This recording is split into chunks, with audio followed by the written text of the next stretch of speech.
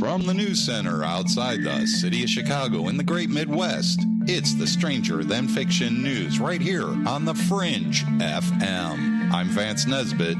Here's our headlines. A Loch Ness homeowner spotted unidentified object propelling itself through the water. Rory Cameron had just arrived from work to his home, which looks onto the loch, and began unloading a week's worth of shopping from his car. The 36-year-old was stopped in his tracks when he saw something bobbing up and down. Quote, "I was so shocked that I had to drag my wife out to make sure I wasn't imagining it." Rory, who has been living near and around the loch for the past 20 years, pulled his phone out to capture the moment from his home in Loch End back on Thursday, August 8th. The footage shows a long, unidentified object that moved from right to left at a steady pace along the loch. Quote, "I'm always looking into the water, and I saw something similar at the beginning of the year, but this was completely different," he said. You could tell by its movements that it was certainly propelling itself down the loch. I've never seen anything like it in the years that I've lived here. Sightings of the mythical creature by keen Nessie fans have been on the rise in 2019, with 14 been reported so far.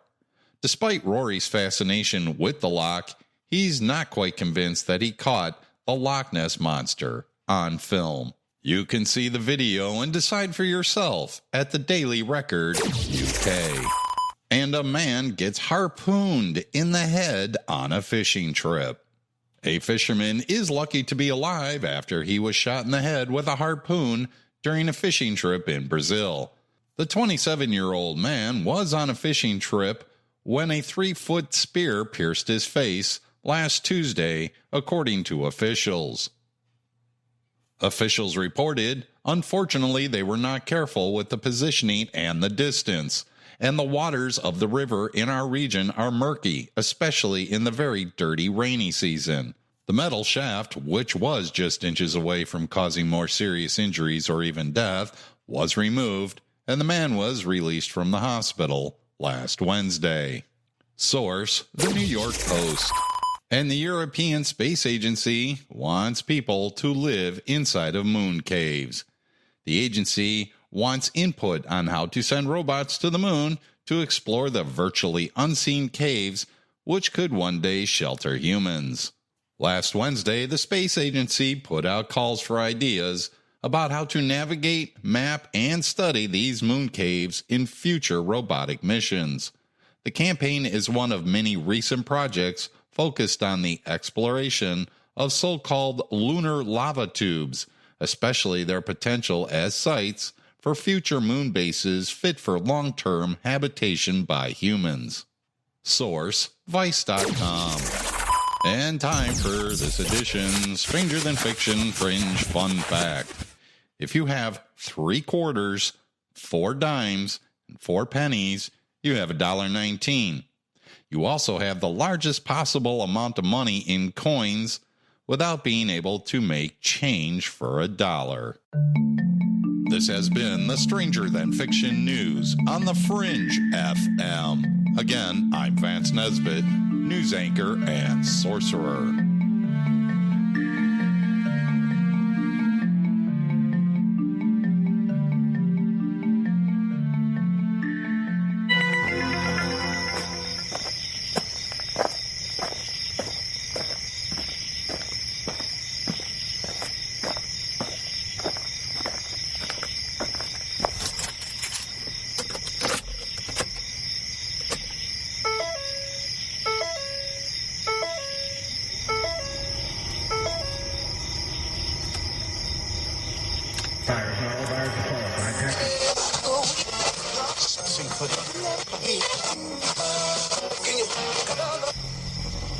Message is being broadcast by the Department of Defense of the Republic.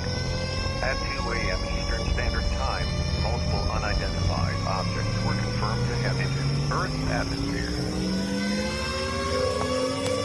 Discovery Houston, 20 seconds to LOS speed drift. Contact, 9 in orbit. The first message that comes to you is you are a divine being. You matter. You count. You come from realms of unimaginable power and light, and you will return to those realms. The vast stretches of the unknown and the unanswered and the unfinished still far outstrip our collective comprehension. 5, 4, 3, 2, 1. Broadcasting from Forest Tower Studios, all the way from the Deep South. Now, here is your host, Joe Root.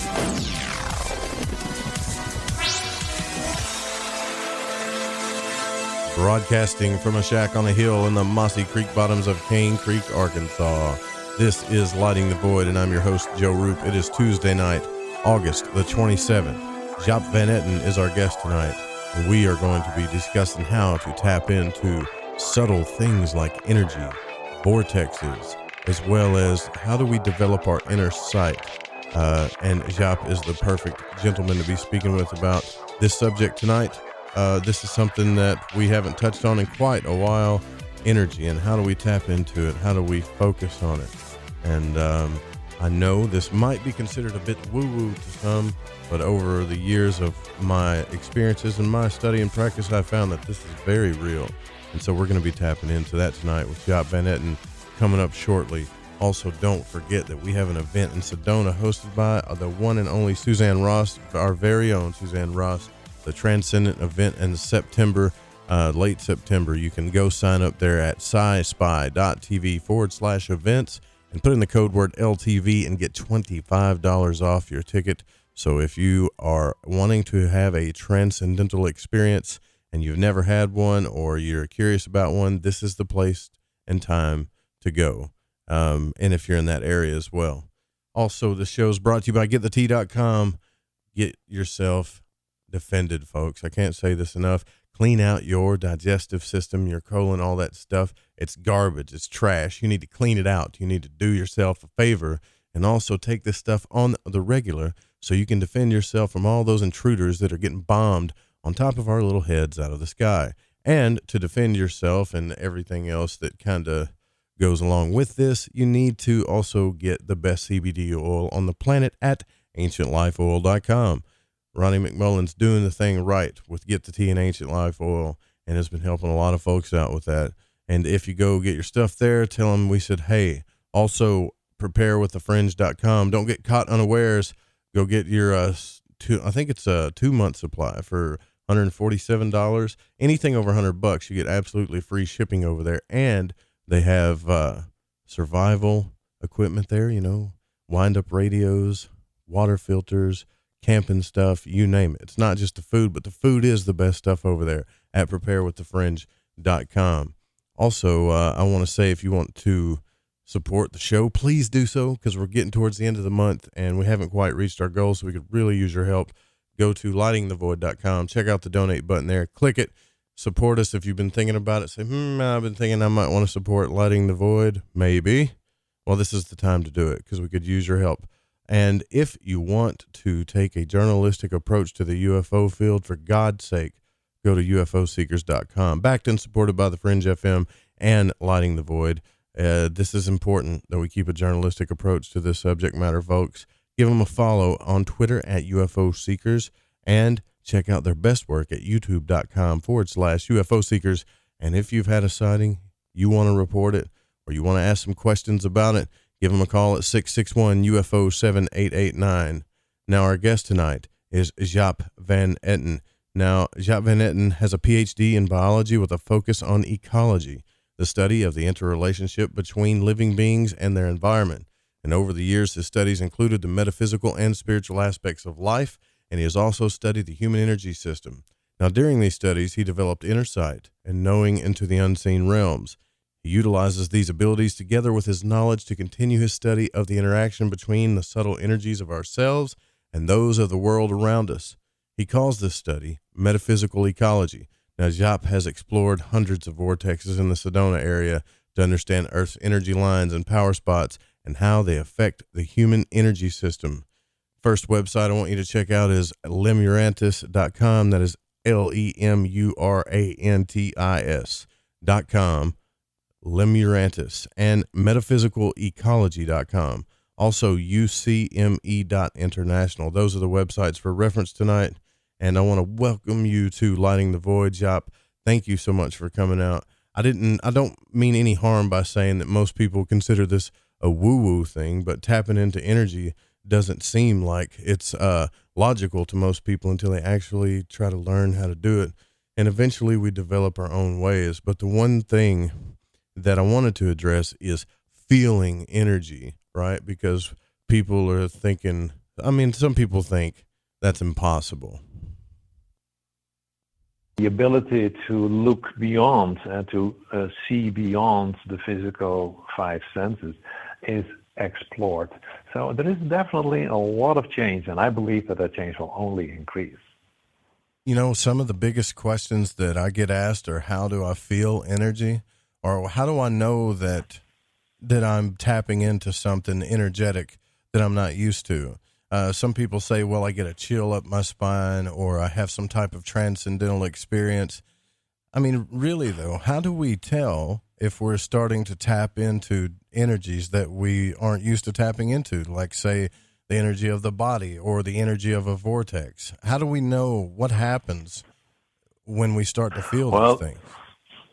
Yeah, that's quite it's a good question. It's a complex question because the answer is not uniform, because we are quite different as human beings. And in the years that I work with people in workshops and personal sessions, it has become clear that there is not one answer to give. So you can say it differently. There are people who are simply feeling that there is something, like reactions, people that get goosebumps or whatever, they know there is something.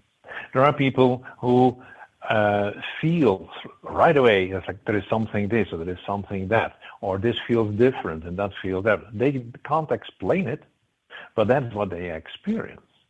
Other people have the ability to see beyond the physical, and one of the things that I tell people, and some don't believe me, and many actually don't believe me, it's all a brain function.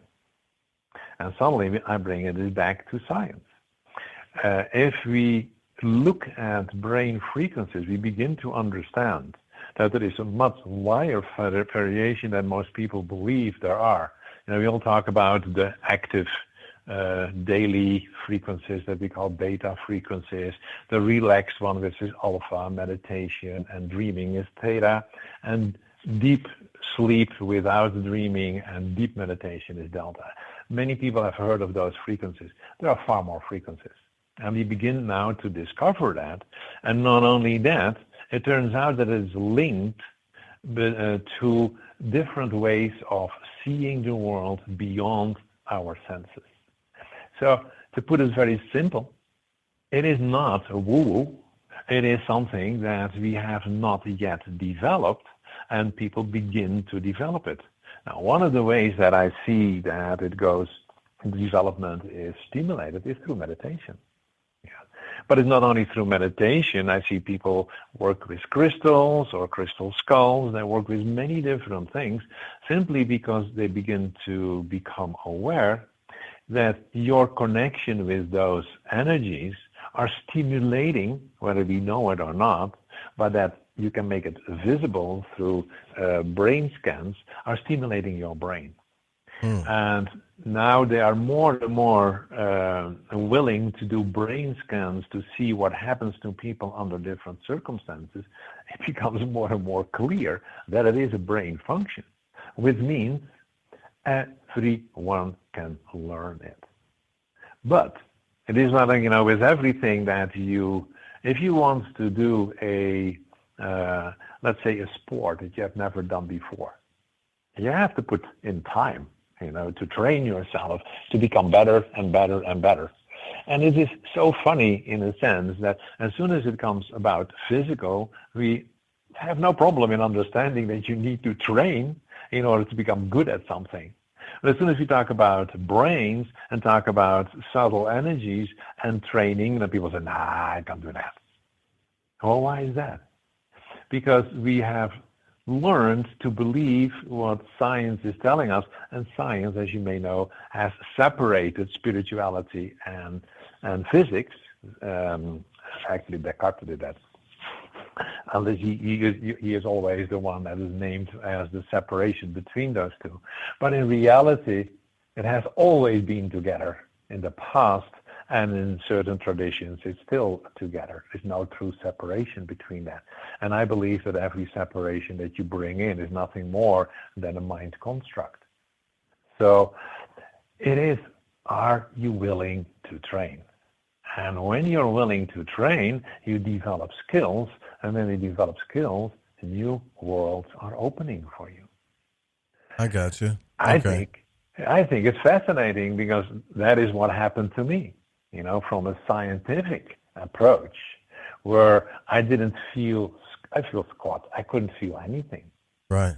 Into now using senses that people say, how did you do that? And I said, there's a simple answer to that. I trained. And I trained, and I'm training, and I'm still training, and I will continue to train forever. Yeah, see, that's kind of what happened to me too, because I would go to these, workshops or whatever, and people, they would do these certain meditations and visualizations, and then, whoever was instructing the thing would say, okay, how does that make you feel? Right. And somebody in the class would say, yeah, good energy of, they'd move their arms around. I felt this and that. And I'm sitting there going, I'm calmer. I can tell you that, but I don't know. Yeah. I don't feel anything. Right. And it starts out that way, but I think, I can say in whatever the practice that I do, the way it works for me is I actually start to feel things. And I don't know if this may make sense to you or not, but I will feel things go up my spinal cord, almost like a shiver, if that makes sense. Yeah. Have you heard of that before? Oh yeah. Yes. I've heard about so many different reactions. The system, our total system, including our brain, tries to tell us something.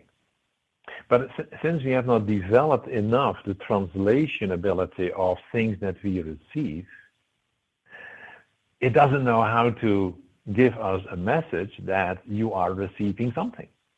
Yeah. So initially, you can say the system uses that kind of physical reaction. We receive every day a tremendous amount of energies, from electromagnetic that are measurable to the subtle energies that are not yet measurable. So we are not aware of it. And that is where the key is. We are not aware of it. We are so used to walk through a world with a certain amount of energy that it doesn't say anything to us, and we are not trained to be aware of it, so it doesn't exist for people.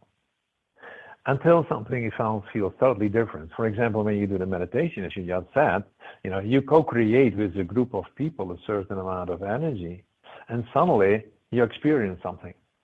You experience because you're more focused, and then the system has the time to give a signal. But if you are in your daily business and you are busy, you don't feel that because you're focused on what you're doing. Does that make sense? Yeah, it does. Yeah, you got to take time to feel it. I'm assuming. Yes. Or become aware of your surroundings and become aware of everything instead of focused on your daily whatever's on your mind or taking your focus at that point. Exactly. So you came up with this phrase, metaphysical ecology, right? Can you tell us what that means? You want the short version or the long version? Either one. Yeah, it's fine with me. Okay. My background, as you mentioned, is I hold a PhD in biology, and I was an ecologist, mostly. I did other things also, but I was mostly an ecologist. And ecology, as you know, is the study of the interaction with our environment. Yeah. And that environment, is separated in, biological, biotic, and abiotic. So let's say non-living systems. And we try to understand through that how our world is functioning. Yeah, which is important because when we want to grow crops and we want to have a healthy environment, we need to understand what that means. What is healthy for us? What is optimal for us? Well, even although we have this scientific knowledge about what it is, we nonetheless are not living in alignment with it, and we are messing up this world. I'm not a doomsday thinker or a negative person, but as a ecologist, we have polluted the earth and depleted many, many parts of the earth. We have polluted air, we have polluted water. It's just a factual thing, and we all know that. So we have, for whatever reason, we have lost the connection with the world around us. And according to many indigenous people, it's very important to have a connection with the world around us. So when I became, let's say, I don't want to say tired with science, but there is definitely a truth in that, because science is very strongly tied into politics and financial systems. And it means that I've seen colleagues just cheating and turning data around. And I couldn't do that. That was not me. So I was wondering what it was that we as a human species, knowing actually that we are messing up this world, simply continue to do that. What is that? What is that in us? That was my question. And the other question was, why are we as biologists talking about life force and we cannot even measure it? Because life force is not measurable. There is no way that anybody can measure how much life force you, Joe, have, or me have, that I have. So we are knowing that without life force we are dead, and we don't know how to measure it. So you have these two things. I see science that is actually twisting and turning data around in order to fit into whatever system it needs to be fit into. And what I do is scientific, because there's enough data to know that I'm right about this. And I came to the conclusion, there are things that we just cannot measure. Is there more that we cannot measure? So that is my starting point. And the starting point was, I learned that from indigenous people that they believe that Mother Earth is alive. It's an alive being. Well, that brings up the thing for me. Does it mean that Mother Earth has then also the same type of life force as we have, that is subtle energies? And how the heck do you look at that? If it is no scientific instrument that can measure that for you, how do you go about it? Right. And what I learned was dowsing, and not trusting it initially, because I thought that was, you talked about woo, I thought it was woo. But the funny thing is that when you start dowsing with a lot of people and working with people that claim to be sensitive, some of them being fraud, some of them being real, we began to understand patterns. Well, one of the words that was very well known in Europe at the time was the word ley lines, and we still know it here also. And ley lines, and there was a big discussion, especially amongst the British people, whether ley lines were energy lines or whether it was simply an alignment of different objects, or maybe both. And I found out, based on learning from other people, that it was actually both. That people in the past aligned, for whatever reason they did that, different objects like stone circles, standing stones, but even churches that were built on old sacred sites, and there were lines in between. And that's how I started. I started to look at lines between churches, because in Germany and in the Netherlands and in France, they were talking about connecting lines between churches. And it was actually fascinating for me to do that. Doubting, thinking I was nuts, thinking that I was really going off the deep end now, but at the same time, I was fascinated. And by working through people, I came to one conclusion. You can call everything a ley line, but there are differences. And everybody is agreeing with that, but here comes again that same thing. We can agree about it, but nobody knows how to go about it. How do you define differences even when you douse that it feels different, or feel that it's different, or douse it's different, or a sensitive tells you it's different, we don't know how to deal with it. And that is how I started. So I began to realize that the world that we live in has a lot of what you can call subtle energies. In the form of lines, in the form of vortexes, they're all over. And people, through eons of time, have used those points and built their sacred sites on it. And whether you go to the pyramids, or you go to stone circles, or you go to the small ruins here in the Sedona area, all of them are built on places that we now define as cross-point of lines, and there are vortexes there. And they used it because they understood these energies, not scientifically. No. These people were sensitive, and they say, this support what we are doing, because they could feel that it was supporting their community. And that was for them the reason to say, at that time, do you really think that they cared whether you could measure it with instruments? No, they cared that it has an effect on their community, that it helped people to balance, that the community was balanced. And we see this from... So are you saying they all did this on purpose? Like everybody that built these structures, they for sure did it on purpose? Absolutely. I have no single doubt about it. Not anymore. In the beginning, I thought it was coincidence. Of course, in the beginning, what do you know, right?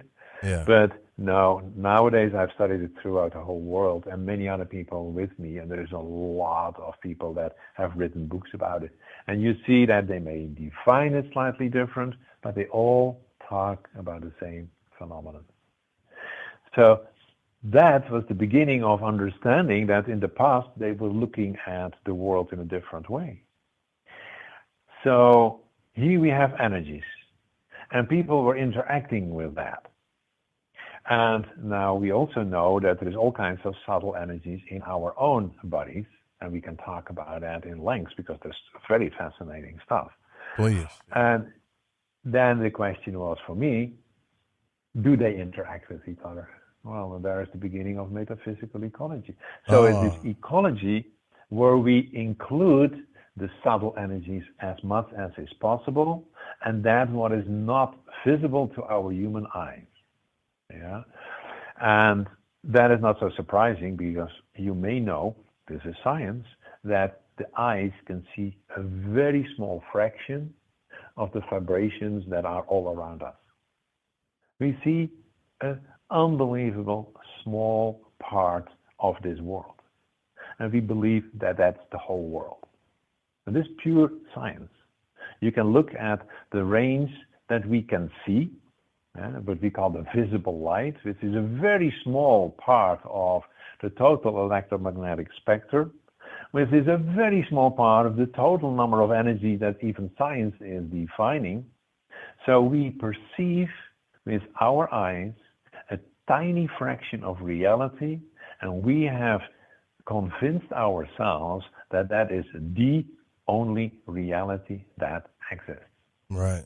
Wow. So we are cheating ourselves, right? Yeah, there's no doubt about that. I got to take a break here, but I wanted to talk a little bit more about that, about the ley lines and how we connect to it. Just drop a line in our Discord room. Just go to the Fringe FM/chat. Ask your questions there. We'll be right back with Jaap van Etten. Alex X. Hi, I'm Alex Exum, and you're listening to The Fringe FM. What's up? This is James Cruz. You listen to KTLK's The Fringe FM.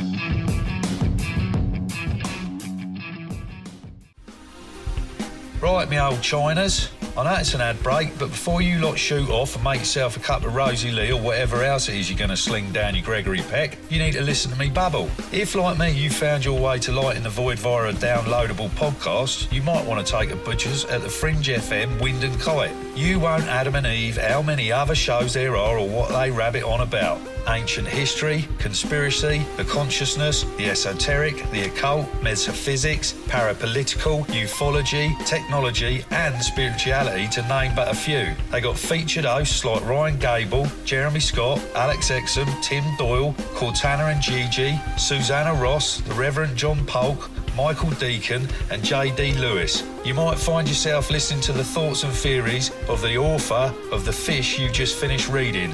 Or you could pick up the dog and bone, call in and tell everyone your own beliefs or experiences. So do me a favour, before you put on the Ansel or crack open a bottle of vino or roll a joint, go to the Fringe FM and see what you're missing.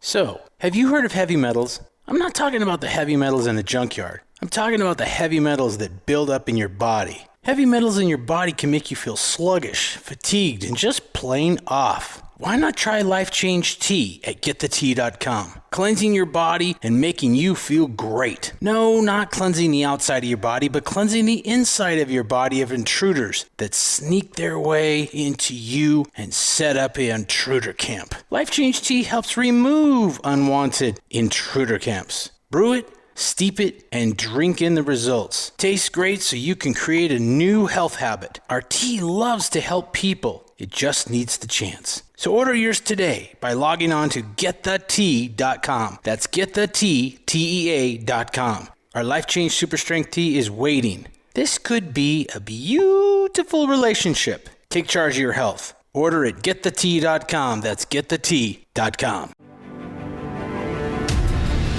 Do you want to know the truth? Are UFOs real? Are aliens visiting Earth? Are governments around the world hiding the biggest secret in history? We're UFO Seekers, official partner of the Fringe FM, and we're on a hunt for the truth. Join us as we investigate locations like Area 51 by subscribing on YouTube at youtube.com/UFO Seekers.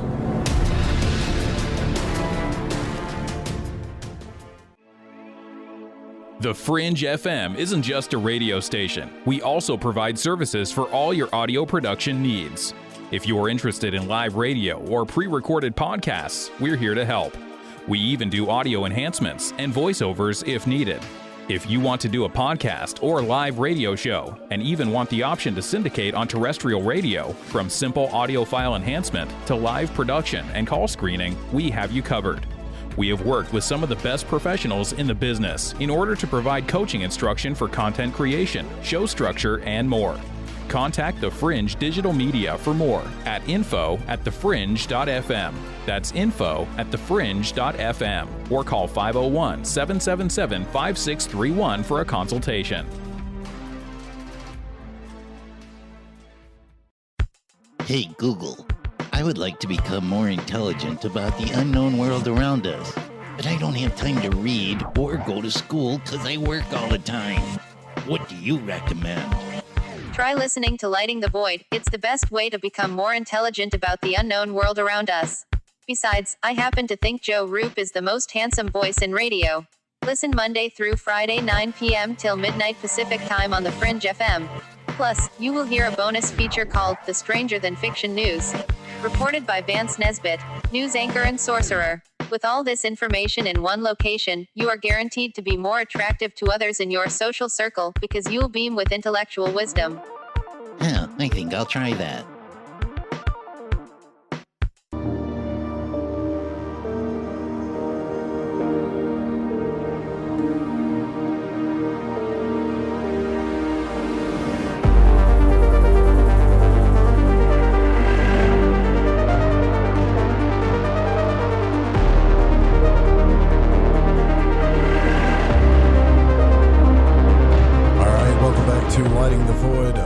Joe Roop.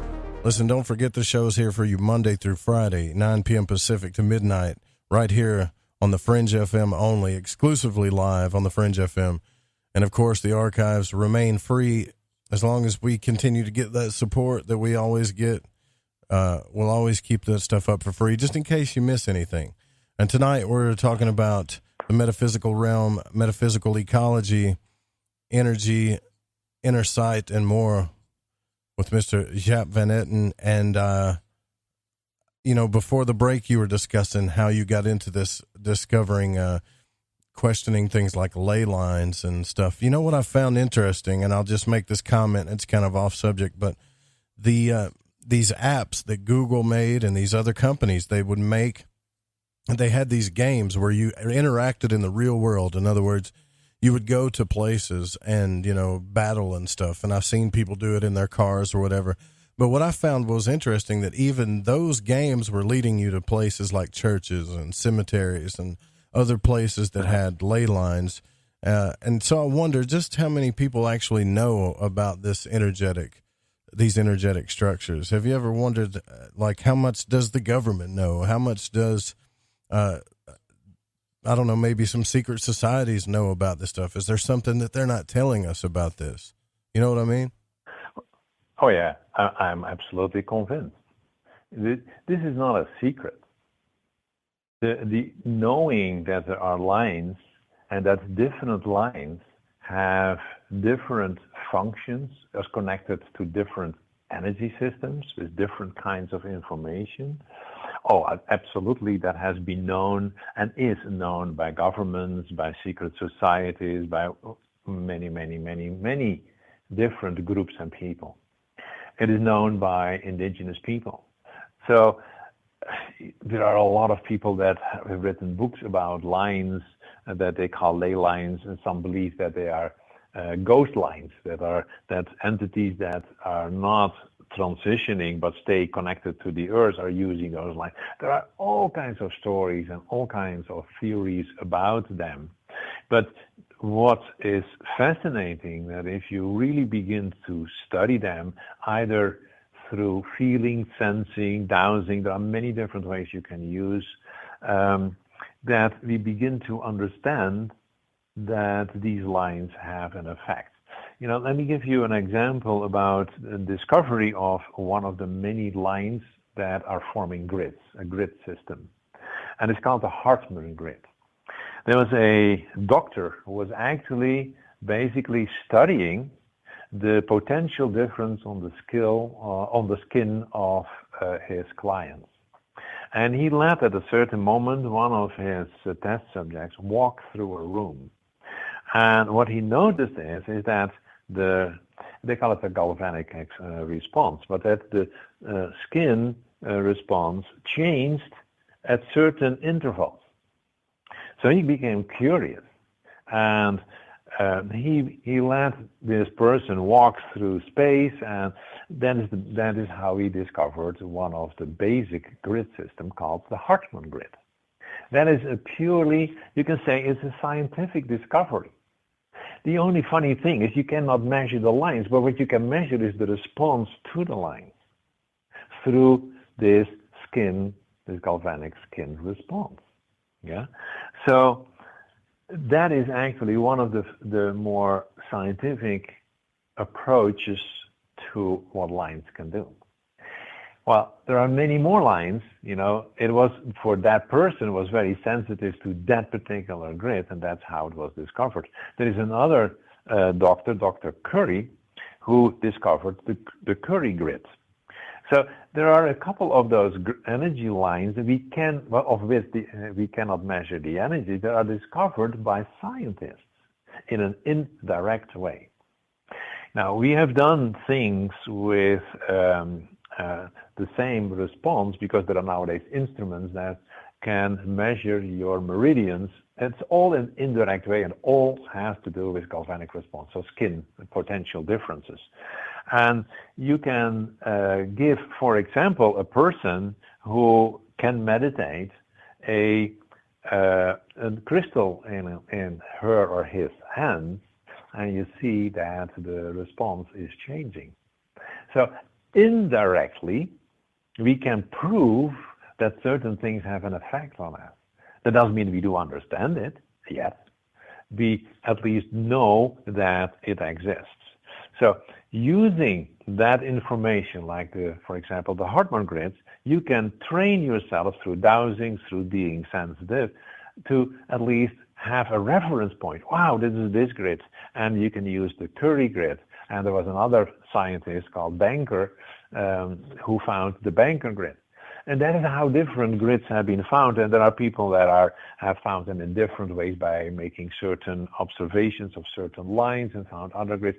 There are so many descriptions of different energy systems that are called grids, that are different lines that are certain distance from each other. So that is where you have certain references, and that's how you can expand. Now, over time, it turns out, as I said earlier, before the break, that the ley lines have far more diversity, and that is how we start working with different grid systems. And each of those grid systems have certain functions. And that slowly we begin to understand. And, you know, I share with you the discoveries from a certain perspective.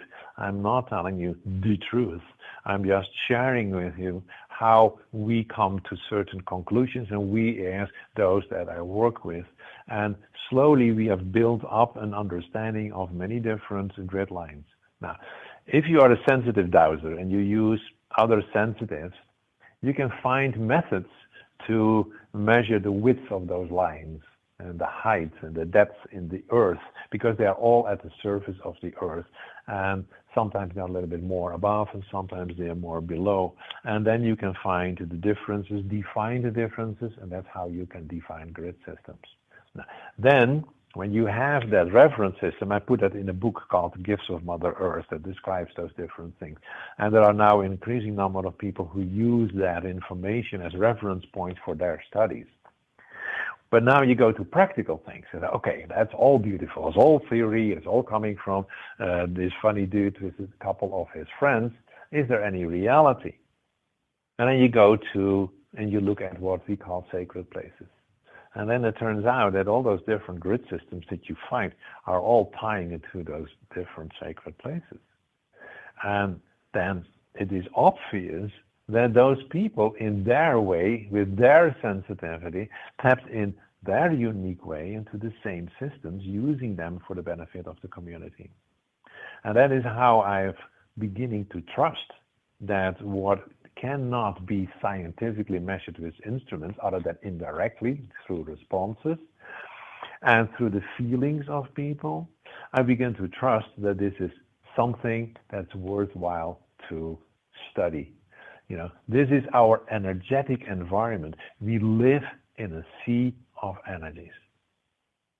And if you begin to understand that, then we can explore together in whatever way. I am sure that it's possible to develop instruments to measure them. I'm sure. And they may even exist, you know. I don't know. But they're not commonly known, and they're definitely not in the, let's say, in any shop available. You know, we can only measure directly electromagnetic energies. But the other thing that we see is that the subtle energies affect the electromagnetic energies of the body. Isn't that enough reason then for science to explore that more? Sure. Yes. To me, it definitely is. And in your studies, I'm wondering, how does consciousness relate to energy? Some people have said, well, consciousness and energy are the same thing, or they're interrelated. All I know is this. When I'm sure you've heard of grounding meditations or exercises where people get barefoot and they put their feet on the bare grass or whatever, and they do some type of visualization and meditation of their aura or the vortex visualization. Some people use Western things like the middle pillar. Regardless, everyone I know that uses these things says that it changes their entire energy, like their energetic makeup, their consciousness. It just shifts them. So I'm wondering, in your opinion, based on your studies, how does consciousness relate to energy? Wow, that's a big question, right? Well, the problem already is the word consciousness. Mm-hmm. That is used in so many different ways, as you know. So we say, I'm conscious of, meaning I'm aware. Yeah. So there is already a confusion for many people between the word awareness and consciousness. Yeah. So we are aware means we are conscious of it. Then we have our subconsciousness, and then people talk about higher consciousness. You know, I have my own definitions. I believe that conscious itself is infinite, and that we are, you can say, able to tap into a certain part of that, and that is what you can call our human consciousness. call it the collective consciousness, call it the potential that we have with respect to being in this reality that we call the earth, whatever term that you prefer. But basically, consciousness is infinite. We go back to the brain. The brain is the one that translates things into an awareness, into consciousness. Yeah? And then we are conscious of it. So we go back to what I said earlier. There is a lot that we are not aware of. So it's not in our consciousness. So consciousness for me is that aspect of us that sets energies into motion. Energy simply is. There's energy everywhere, and it is our consciousness that directs energies in a certain way. To say it differently, if you are a person who has a lot of fears and worries, of course you will set energies in a different way into motion and will thus experience different things than a person who is joyful and happy and all that kind of beautiful things. Right. Those are expressions of consciousness, if you want, of your awareness of this world. As I said, because consciousness is infinite, we can learn to tap in more of it. And then we go back to meditation and brain waves and all that kind of things. It's not about consciousness. It's about allowing consciousness to come into our system in such a form that we can work with it, that it becomes something that is part of us, that is part of our awareness. And that opens doorways into areas, and then we go into the unseen world. Do you really think that consciousness cares whether we believe that it exists or not? No. Everything that exists, visible or invisible, measurable or immeasurable, is part of a reality that we are only partly conscious of. Now we go back to what I said before the break. Our eyes are only able to see a small fraction of the total amount of energy. And we also hear a very small fraction of the sounds. So we are so limited. Now, consciousness is not bound by what we see and what we hear. It is tremendously more expanded, but we are not aware of it. And then we go back to, are we willing to start exploring? Are we willing to step out of the box? The box that is now defined by technology and science and is literally boxing us in. And are we willing to stay boxed in because we believe people because they claim to be the scientists? Or are we willing to say, every human being is unique. Let me explore in my way what my reality is and share it with others so that we together can enlarge the box that we live in into such a size that at a certain moment there is no box anymore. I go for that one. I don't know what you do, Joe, but that is what I do. Yeah, for sure. Yeah, and what I have learned is I don't think, I've had people say, well, consciousness and energy are the same thing. And I said, well, I don't think so, because I agree with you. Like, consciousness is what we're aware of at that present moment. I am aware, and what am I aware of?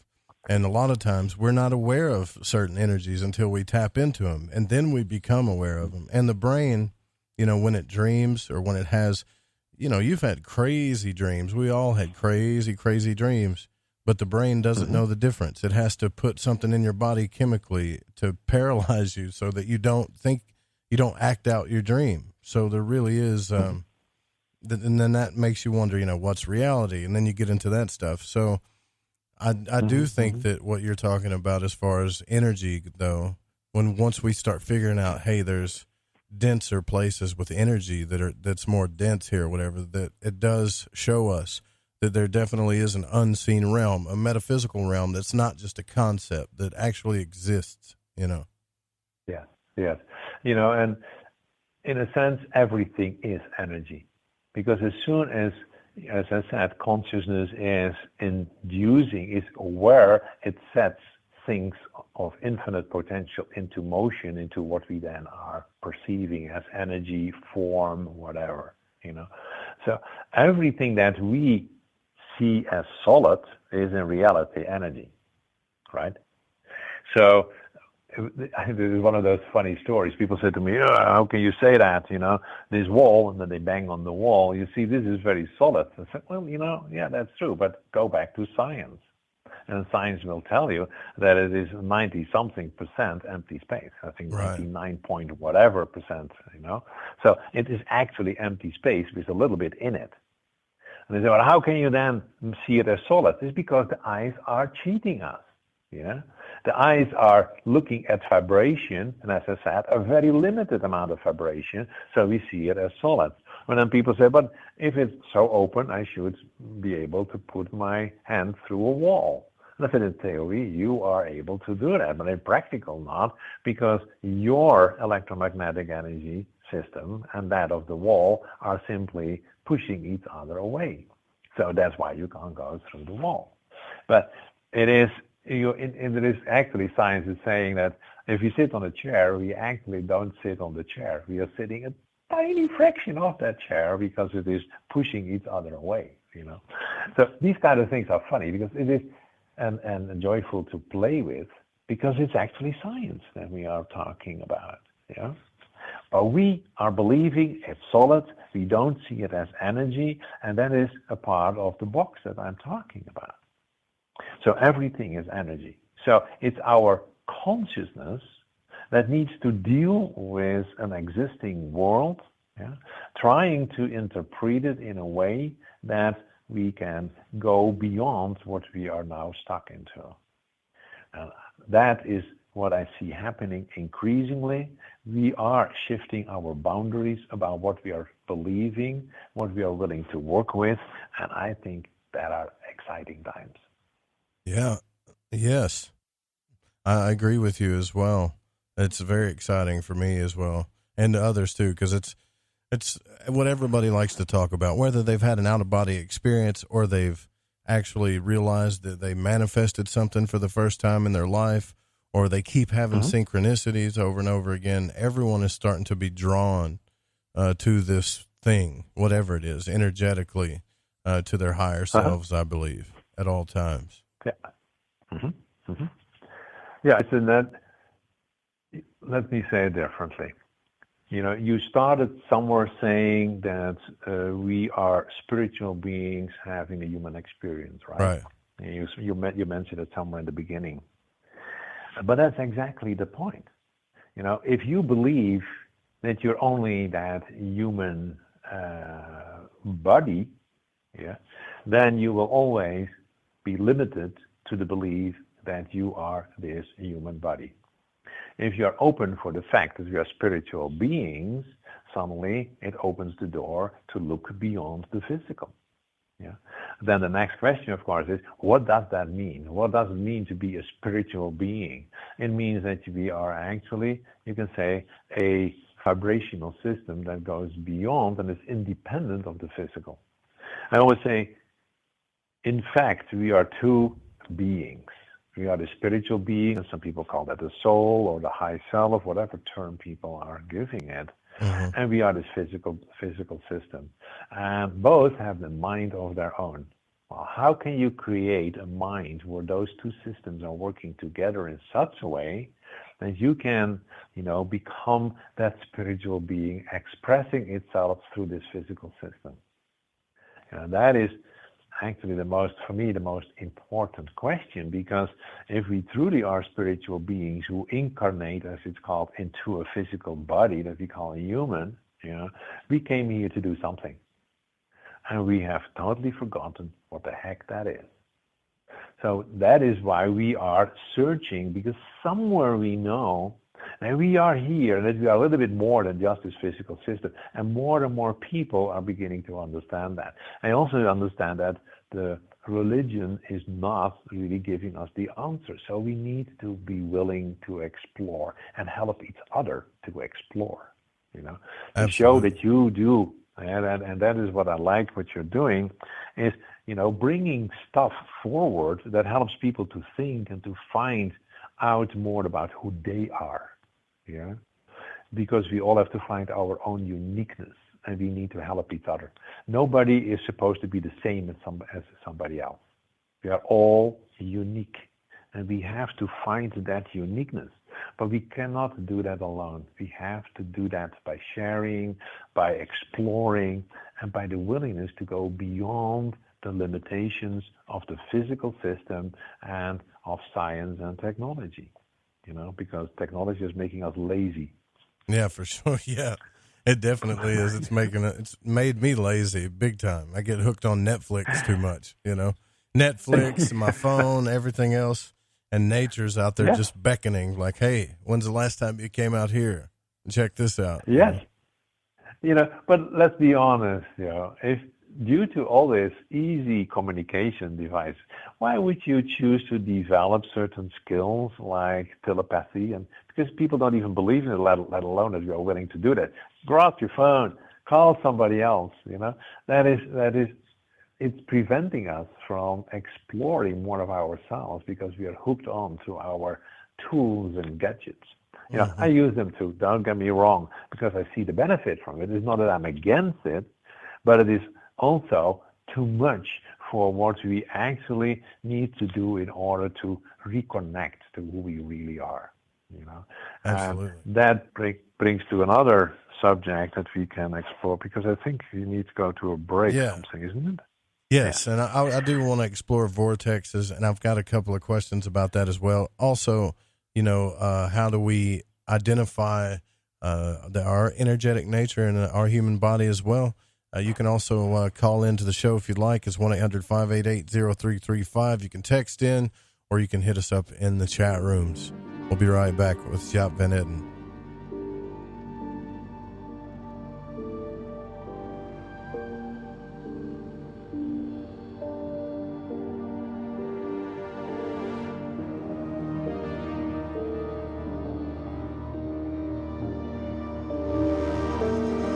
You're listening to Lighting the Void Radio.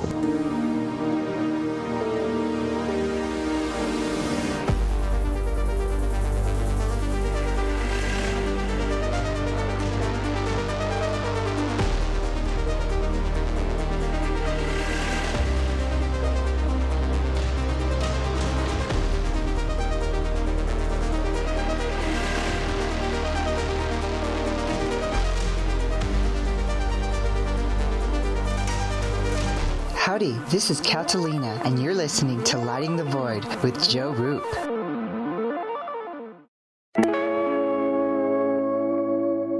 This is Corbin, son of the one and only Joe Roop, and you're listening to The Fringe FM. Come, walk through the mossy creek and up the hill. Never mind the flashing lights and otherworldly shadows. They stay hidden within the trees. Come, step up to the shack and begin your journey to the answers that you seek. This is Lady Anne, and you are listening to Lighting the Void on the Fringe FM. Right, me old Chiners. I know it's an ad break, but before you lot shoot off and make yourself a cup of Rosie Lee or whatever else it is you're going to sling down your Gregory Peck, you need to listen to me bubble. If, like me, you found your way to Lighting the Void via a downloadable podcast, you might want to take a butcher's at the Fringe FM Wind and Kite. You won't Adam and Eve how many other shows there are or what they rabbit on about. Ancient history, conspiracy, the consciousness, the esoteric, the occult, metaphysics, parapolitical, ufology, technology and spirituality, to name but a few. They got featured hosts like Ryan Gable, Jeremy Scott, Alex Exum, Tim Doyle, Cortana and Gigi, Susanna Ross, the Reverend John Polk, Michael Deacon and J.D. Lewis. You might find yourself listening to the thoughts and theories of the author of The Fish you just finished reading. Or you could pick up the dog and bone, call in and tell everyone your own beliefs or experiences. So do me a favour, before you put on the Ansel or crack open a bottle of vino or roll a joint, go to the Fringe FM and see what you're missing. We've heard your feedback loud and clear. You called it out, and now we're answering. All new live programming, 5 nights a week. Always remember, the Fringe FM is for you, the listener, and we appreciate your feedback. Keep the feedback coming. You can email us at talkback@thefringe.fm, call the station at 501-777-5631, or send us a message on Facebook at The Fringe FM. every Saturday at midnight here on The Fringe FM. You can join me, Stephen Cambian, the host of The Midnight Hour Show. On my show, we explore paranormal topics with a skeptical view. We search for evidence, we search for proof, we search for the truth. Because who better than me, my friends, a magician, a man trained in the art of deception and misdirection? Who better than me to investigate for you some of the greatest mysteries on planet Earth? And I hope you will join me every Saturday night here on The Fringe FM at midnight Eastern Standard Time for the Midnight Hour Show, 9 p.m. Pacific. I want you to join me here every Saturday night at midnight for an incredible journey. Consider yourself invited.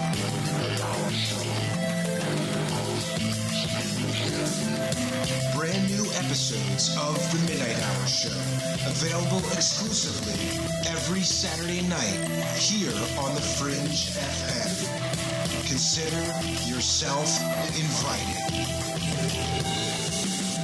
Join us on I think by now we can get the information. I love magic, and on Lighting the Void, each and every week, you will get to hear shows about magic, mysticism, and many other subjects that stretch your mind and imagination. So when I got my mind on the magic and the magic on my mind, I listened to Lighting the Void on the Fringe FM. It's magic. May the gods look with favor upon you. You're wondering what we're going to do to you, aren't you?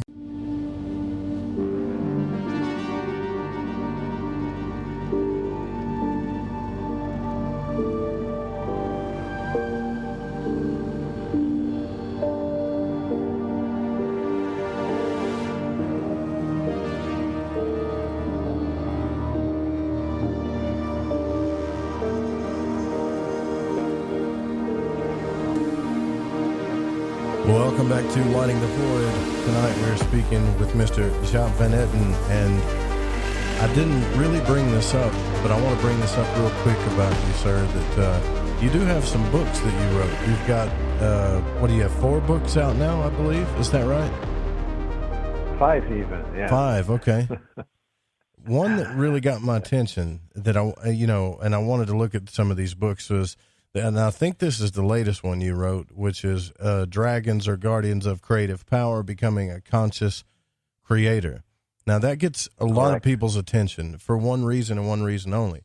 Of course, the dragons, too, but what does that mean? But also, becoming a conscious creator. People are drawn to that because they want to be able to change their lives because we feel like that we are just the effect of all the causes. Almost as if we're prisoners to everything that's going on around us. And from what I'm understanding in your teachings is you're kind of showing us how we can tap into these energetic parts of ourselves and the earth to learn to create better things for our lives, but also the planet as well. Is that right? Absolutely. For me, the key is actually that we are all here in one way or another to contribute to what many traditions are saying, the new world. Yeah. Because a lot of people think that they are here temporarily in this physical body and that they have to work and slave and that there is no real purpose. And I believe that we came here with a real clear purpose, and that is to contribute to what you can say, this planetary system that has its own, and a lot of people will have maybe difficulties with what I'm going to say, has its own consciousness. Every plant and animal, and we begin to understand that even scientifically has its own consciousness, has its own energy field, has emotions. Even plants we know now are reacting on threats, and there's a lot of information about that, scientific research done, that if they're even possible to, it's nice to share this particular thing to help people to understand that we really need to look differently at the world around us. They put electrodes to a plant and connected it to an automatic door opener. If the owner of the house was about 100 yards from the door, the plant could sense that the owner was coming and opened the door. This is science. A lot of people will not believe that plants have that kind of sensitivity. Now, there are, at this moment, they do research about putting, and again, electrodes on leaves of plants, and it turns out that plants are reacting, and you can translate that into music. So you can hear, based on the music, how a plant is reacting. Well, you can imagine how emotions for animals is, and nowadays the internet is full with all kinds of cute and sometimes not so cute clips of animals and their emotions and their reactions to people and to each other and so on. So slowly we begin to understand that everything has consciousness, and so does the earth. And in many traditions it is believed that the earth is supposed to evolve. And there is a term for that. The whole system is supposed to evolve to higher frequencies. You can also call it higher levels of consciousness, and it's called ascension. Now, in a lot of traditions, whether you go to indigenous traditions like the Hopi or the Aztecs or the Mayans, they talk about the four worlds that have been here, and you find the same thing in the Kabbalah. So the belief about four worlds that are connected actually have a dominant elemental power in each of those worlds. Those worlds had all their functions in order to help human beings to become an integrated part of this earth. Now you may wonder, why am I saying an integrated part of this earth? If you are an etheric being, you are far more distant from the physical reality of this earth than when you are through a physical body, our physical body, connected to the earth. And why is that? There is not one atom in your body that is not from the earth. Every atom in your body is coming from the earth. And nowadays, science is telling us that not only every quantum particle, but also every atom, that once they are connected will always stay connected. It's called quantum entanglement, right? Mm-hmm. And what that means is we are totally quantum entangled with the earth. To say it differently, whether you like it or not, although the atoms have been restructured, you are physically seen literally a part of the earth, right? If every atom comes from the earth, whether it comes through plants or through animals, I don't care how it gets to you, every atom is a part of the earth. So you are physically seen a part of the earth. Which means that the idea that we are separated is completely illusional. We are not. And this is pure science, right? And the whole idea of quantum entanglement is shocking, actually. The consequences of it is shocking, actually, science, because they have now found that even when you put systems away on a long distance, it doesn't help, it stays connected. I don't know whether you are aware of the experiments they did with DNA. They take some DNA through cells, like blood cells, of a person, and you put the person in one room and the Petri dish with the cells in one room. And when something emotionally is happening to the person, they see that the cells are responding in the room next to it. So the question was, how far will this can you separate them and still have that effect? Well, they stopped after 50 miles. It was instant. When something happened emotionally to the person, it instantly also changed the cells. Well, these kind of experiments, which are not known to most people, should at least contribute to the willingness to change our way of looking at this world. Now I go a step farther, Every plant and every animal has atoms that are coming from Mother Earth. They are also extensions of Mother Earth's system, which means we are all related. We are all interconnected. This is pure science. I'm not making this up. This is proved science. You mean I'm related to the platypus somehow? Yes, you are. I don't know whether that makes you happy. And that is related. I don't mean related in the sense of that but there is, you can say, a connection to that on a not so easy to sense system.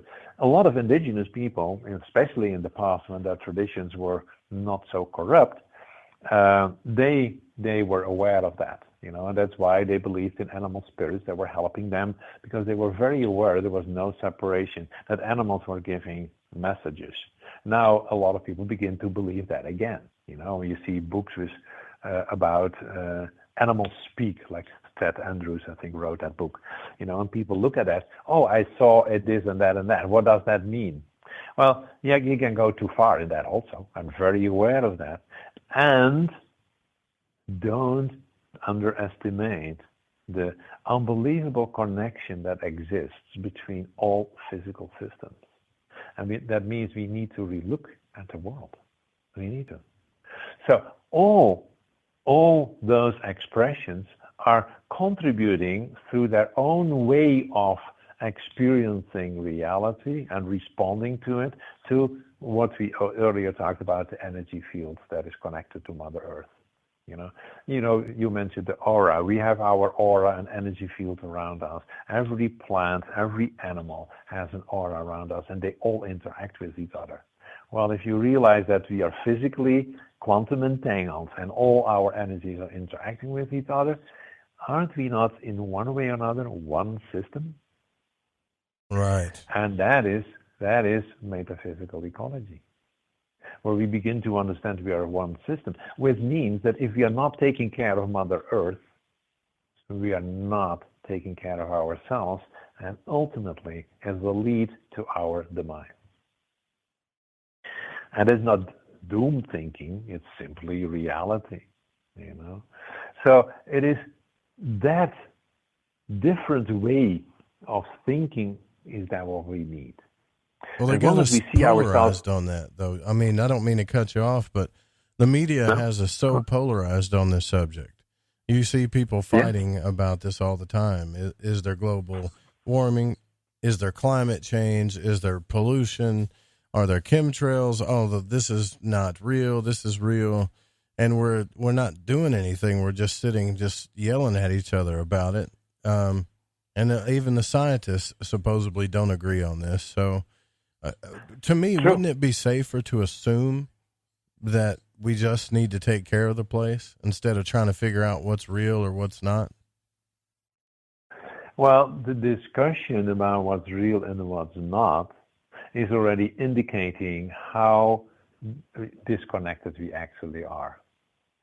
Right. I don't know whether you know that science is supposed to be absolute. And what I mean is it needs to be reproducible. Every experiment you need to be able to reproduce that. But recently they did some research on how much of that what is published in scientific magazines, peer-reviewed by other scientists, how much of that can be reproduced. Do you have any idea how much, what the percentage is that can be reproduced of that what is scientifically accepted? Not a lot. 30%, 30%. That means that 70% is already not provable anymore. And I can guarantee you that when you do it again, that from the 30%, again, a certain percentage is simply gone again. So we don't know why that is. But if you now go back to quantum physics, then one of the things that we begin to realize is that we as an observer are affecting the outcome of experiments. So it is your belief structure, whether you like it or not, that is affecting. There is no what they call pure objective science. There's only subjective science. True. Yeah. It is depending on the people that are doing it.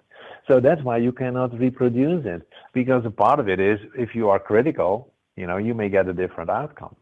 And I've worked as in a scientific international organization, and I've seen how you really believe in certain things or you doubt it, how it influences your outcome of your research.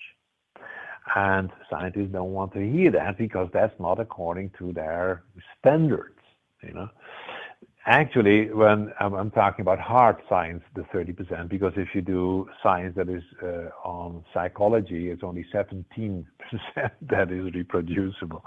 So we have to be more honest with ourselves and not make things so absolute, and be willing to understand that we don't understand this world. And one of the reasons is we see, and I go back to what I said earlier, we are looking at it with our eyes in a limited way, and our instruments are still measuring reality from a tiny perspective of the totality. Again, science is actually counteracting their own arguments and their own stories. So if you believe everything that you measure based on a limited measurement, how can you be true? Yeah, it it's can like be a helpful paradox, to understand. right? Yeah, yes, it doesn't make sense. Well, No. I've seen that too, It with helps you to- skepticism, when people say, well, the out-of-body experience isn't real. And, of course, when they do their own experiments with it, in their subconscious, they believe it's not real, so they're not going to have that experience. They're not open to it. No, exactly. Yeah, that is one of the problems, is that if you are a strong believer, you can almost, prove something that is contradictory to what somebody else is believing, and then you're both right, and you go back to what you said earlier, then you get this polarization, Right. And the funny thing is, as you know, is that polarity is nothing more than two aspects of the same thing. That's right. Yeah. I look at science and religion as two sides of the same coin sometimes, Well, yeah, I think you're right, yes. You're And telling they the need to be same brought story. into one. Yep. Well, so your book, I'm interested though. Your book on dragons, guardians of creative power. Why the dragon? How is the dragon the guardian of creative power? Well, in a sense, you can say that, okay, maybe I should start first with saying that the dragons, as I define them, are not the same type of beings that you see in all those movies and books. Okay. They're not horrible, whatever creatures. Let me be very clear on that first. Yeah. So for me, initially I didn't want to use the term dragons, but for whatever reason, it has to do with feeling and guidance. It was actually the guardians of the elemental powers that say, no, use the term dragons, because this is used as a term or a similar term throughout history for thousands and thousands of years. Yeah. Gotcha. So use the term and invite people to be willing to look at it in a different way. They are the guardians of elemental powers. The creative powers are elemental powers. So you have dragons that are mostly working through the elemental power of fire, through water, through air, and through earth. Yeah. And in other traditions, they use other kind of guardians, like some of the guardians are animals. In, for example, many native traditions. And the old Celtic traditions, the powers were connected to trees. And in others, the esoteric Western traditions, these are angels. So some people say, are you sure that dragons are not angels? I said, well, maybe they are similar. Maybe they're all ways of us trying to describe those beings that are the guardians of those powers. The key, however, is, are you willing to become a conscious creator by connecting with these powers?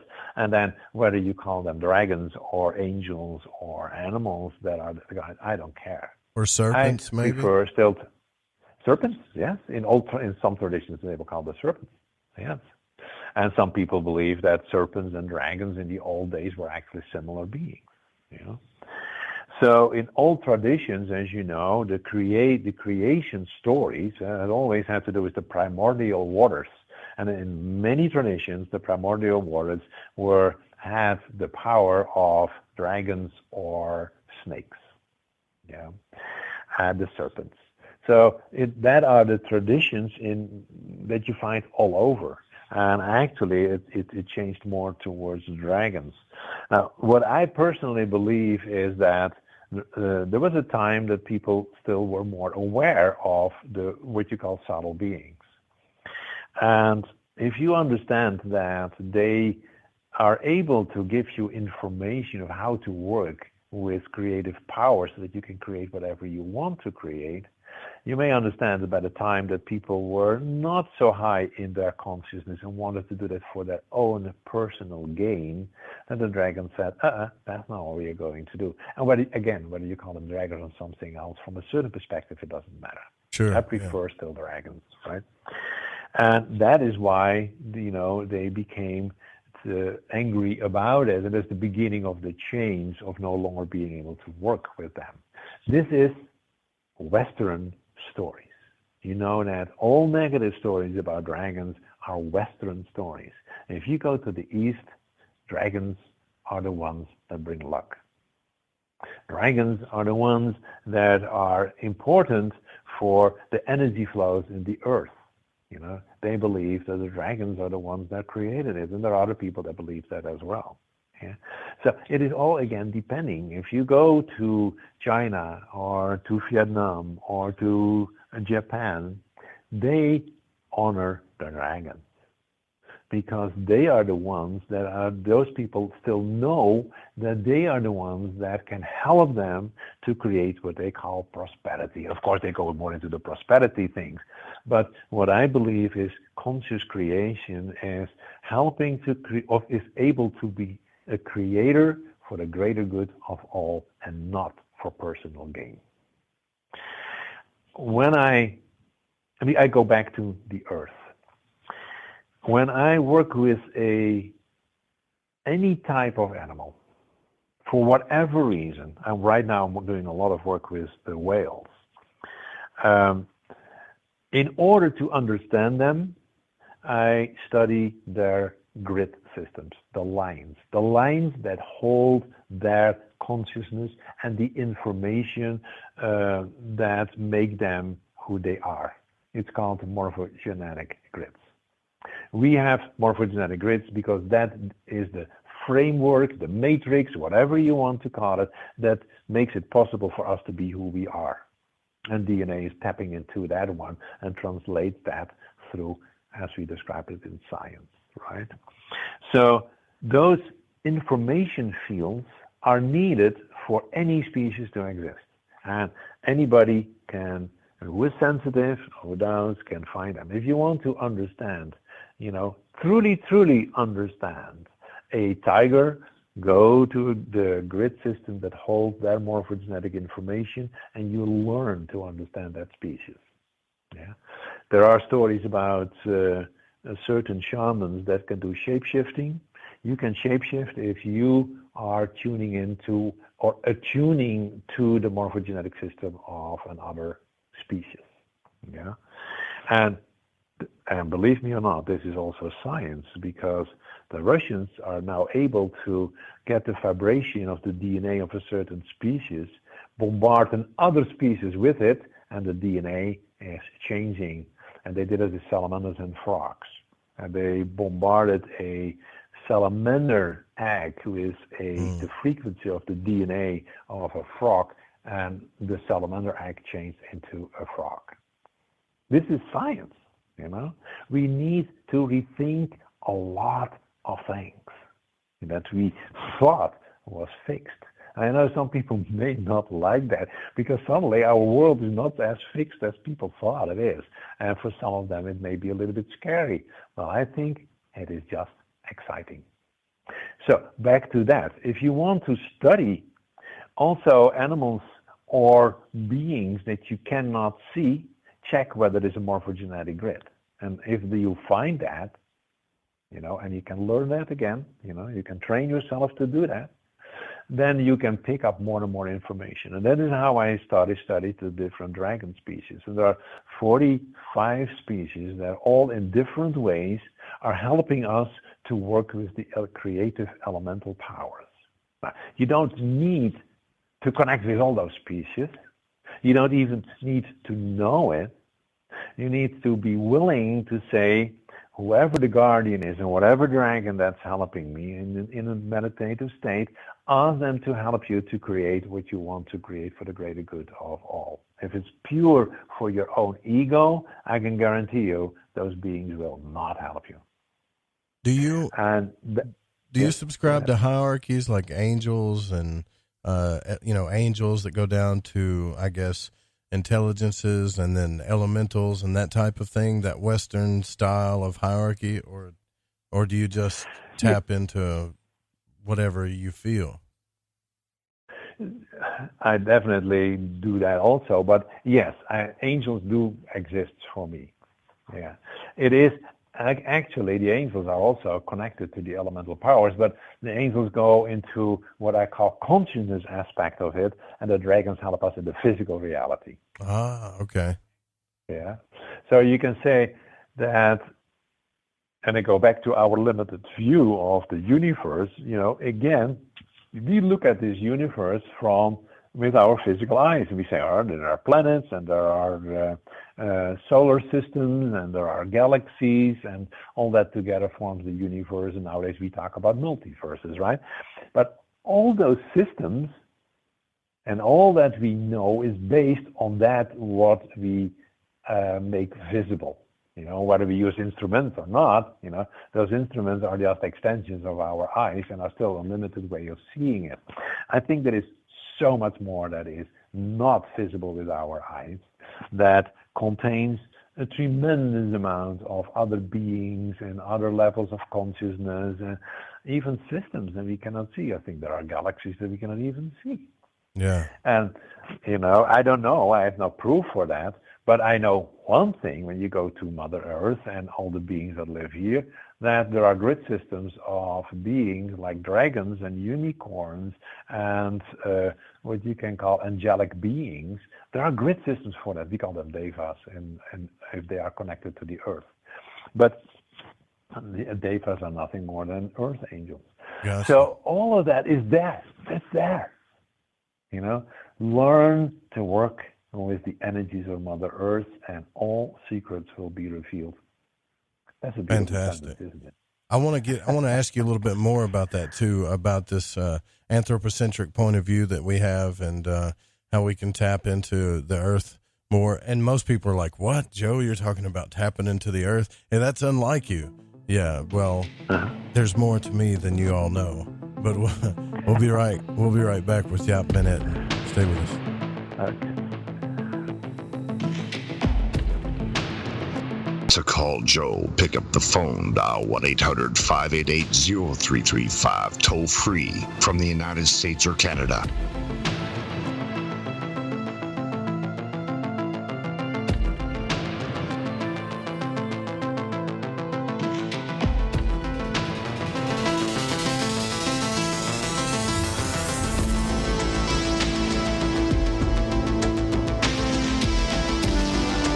This is Crow 777, and you are listening to The Fringe FM.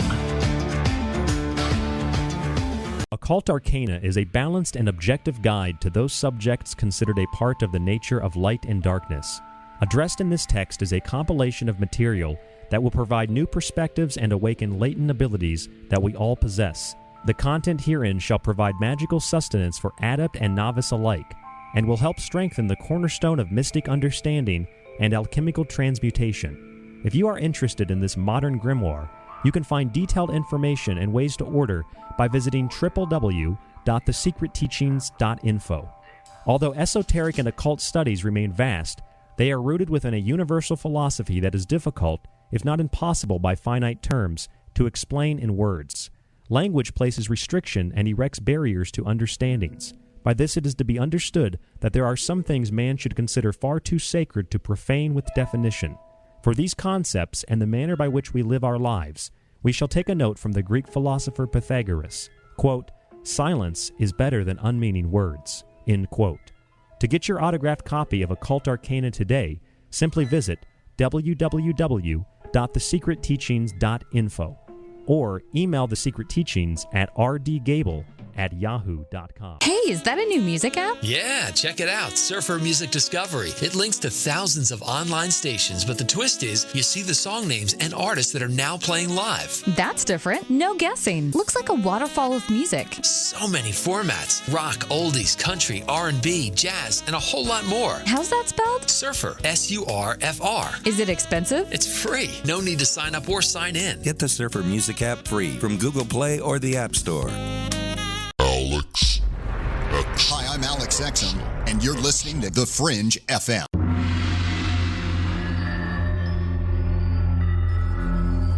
Greetings, galactic community. This is Suzanne Ross, host of Sci-Spy Radio, every Wednesday evening from 5 to 7 p.m. Pacific. Join me for this brand new show featuring a revolutionary new genre, Sci-Spy, merging science and spirituality to give us answers to the greatest mysteries of creation.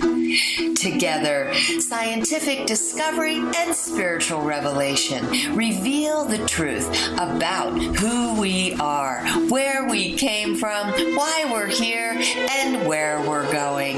Tune in to Sci-Spy Radio every Wednesday from 5 to 7 p.m. Pacific and discover the truth for yourself at thefringe.fm.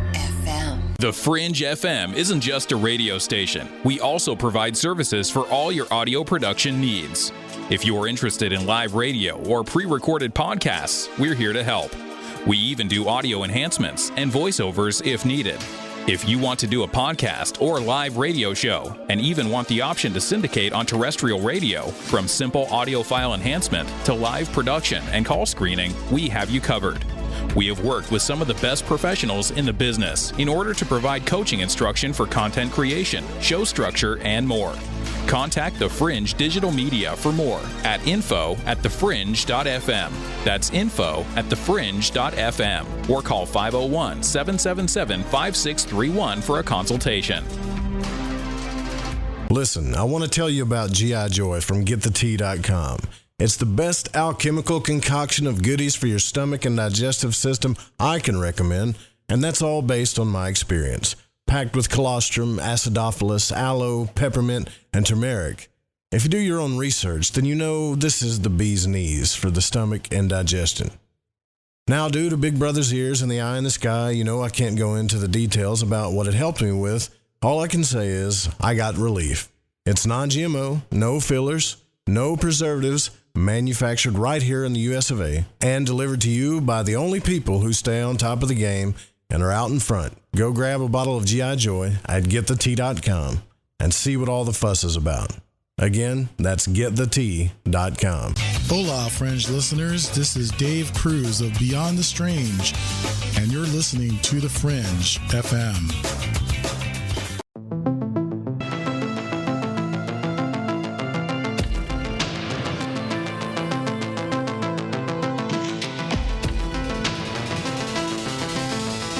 Welcome back to Lighting the Void. Tonight we are with Jaap Van Etten. We're talking about metaphysical ecology, as well as learning how to have inner sight, tapping into energy vortexes. We even talked about his book, Dragons, that he wrote about. Dragons, Guardian of Creative Powers, which is his newest book, but he's actually wrote 5 books. Learning what you mean by dragons was very cool. I really appreciate you telling us about that. Also, I want to tell you guys, too, tomorrow night on the program, Andrew Gallimore is going to be with us. And so, same time, same channel. Andrew Gallimore from buildingalienworlds.com, as well as his famous YouTube stuff. So, we'll be speaking with him tomorrow night. But tonight, our guest is Jaap Van Etten. And this has been, man, this is the kind of stuff I really dig. And I would just want to know, something had to happen to you. I'm thinking this whole time while you're telling me all of this information, you know, you're kind of validating stuff to me when it comes to elementals and the Western esoteric system that I've studied with the Kabbalah. So I can tell, man, you've went through some journeys, right? So, I mean, what was it that happened to you where you've had your first shift into like, oh yeah, wow, I'm really tapping into this thing called energy that everyone's been talking about, that you knew that there was something else there? Yeah. If I really want to be honest, because you were in the break, we were talking about it a bit. Mm-hmm. If I really am honest about it, I have to go to the very beginning. You know, the beginning where I went really from the scientist who realized that the answers are not in science only. Yeah. And I have to go back to 1990. And that is when my first wife died from cancer. And that was an unbelievable shock for me. And in that period that we went through, that 1.5 year, you know, being a scientist, I studied everything that I could put my hands on. And one of the interesting things that came out of that is that one of the very important aspects that are, like you can say, inductions of cancer turns out to be emotions. Not worked through emotions. And, you know, we were very aware of that, but for her it was too late. She had already seeded out. There was nothing that could be done about it anymore. But we talked with oncologists and doctors about the importance of bringing emotional aspects in and preventing more that people would get cancer. Well, at that time, that was not where they wanted to go to. So after she passed away, you know, for me, I was so lost. You know, I didn't know what to do with myself. Science hadn't helped. And I think, based on my frustration in Kenya, I worked for 6 years in Kenya, did research there, and the frustration in that period that she was sick was for me like, I need to find a different way. So I decided to do something that a lot of people are familiar with, Reiki. Because I came across that and I said, maybe if I work with that, right, I can help people. You know, so that was where I began. Well, after I did Reiki and I was sitting there and they tell you to do certain positions, you know, I have to tell you, I got so unbelievable bored. You know, sitting there and putting my hands in the different positions and nothing was happening. So I realized that either it was stopping or something needs to happen. Yeah. And one of the things that I decided to do is there was the woman that I met and became my second wife. She did intuitive development, and I said, let me do that. You know, maybe I can become more intuitive, and then I can feel what is happening. Because if I don't feel what is happening when I put my hands in a certain thing, I'm going to stop this whole thing. So that didn't help me immediately. But what was funny is because I set my intent, and this is very important, I really wanted to feel something. And I felt squat. I was sitting there being bored for an hour. And I said, if I can feel something, maybe I get more convinced that I'm doing something that is contributing to the people. People felt better, but I had not got a feeling about it. So it was very fascinating that it was almost like an ultimatum to the universe. I said, if I'm not feeling something in the next 2 months, I'm not going to do this anymore. And sitting there and with the intent, what do I feel? What do I feel? I got the first impressions. But yeah, an impression can be completely false, can be a personal thing. So I decided to gamble and say, let me share this with people and see how they respond when I share what I feel. So, for example, I was sitting there and I said, wow, this feels different. Actually, the best way I could describe it is it felt a little bit more dense or more stuck, or I didn't know, it felt less pleasant for me. So I asked them, do you have any problems in this particular area? That's how I started. And this is when you were still going through, when you were trying to practice Reiki, you started feeling this. Correct. Okay. Correct. So that is how I began to feel. very superficial in the beginning. And intuitive development was, actually, I hope that the person who has been teaching me is not listening to this, but I got so bored with visualizing roses to protect myself. I couldn't do that, really. And it was the last, it was 15 evenings, and the 15th evening, she was asking me, of the whole group, I put this amethyst crystal in the center, and tell me what the story of this crystal is. Well, Joe, I'm staring at this crystal. I stare at this crystal. I felt nothing. And suddenly I feel this crack in my head. And I got so annoyed, and I said, I'm done. Let them sit, and I was sitting there being irritated. And then we had this round of sharing, and I said, well, I'm glad it's the last evening because I'm done with this, because I failed, and the only thing that I have of this 14 things is a headache.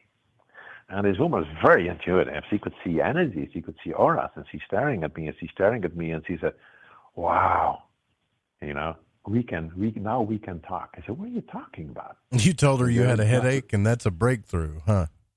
Yeah, and she said, just wait. Well, within a very short time, information begins to flood in.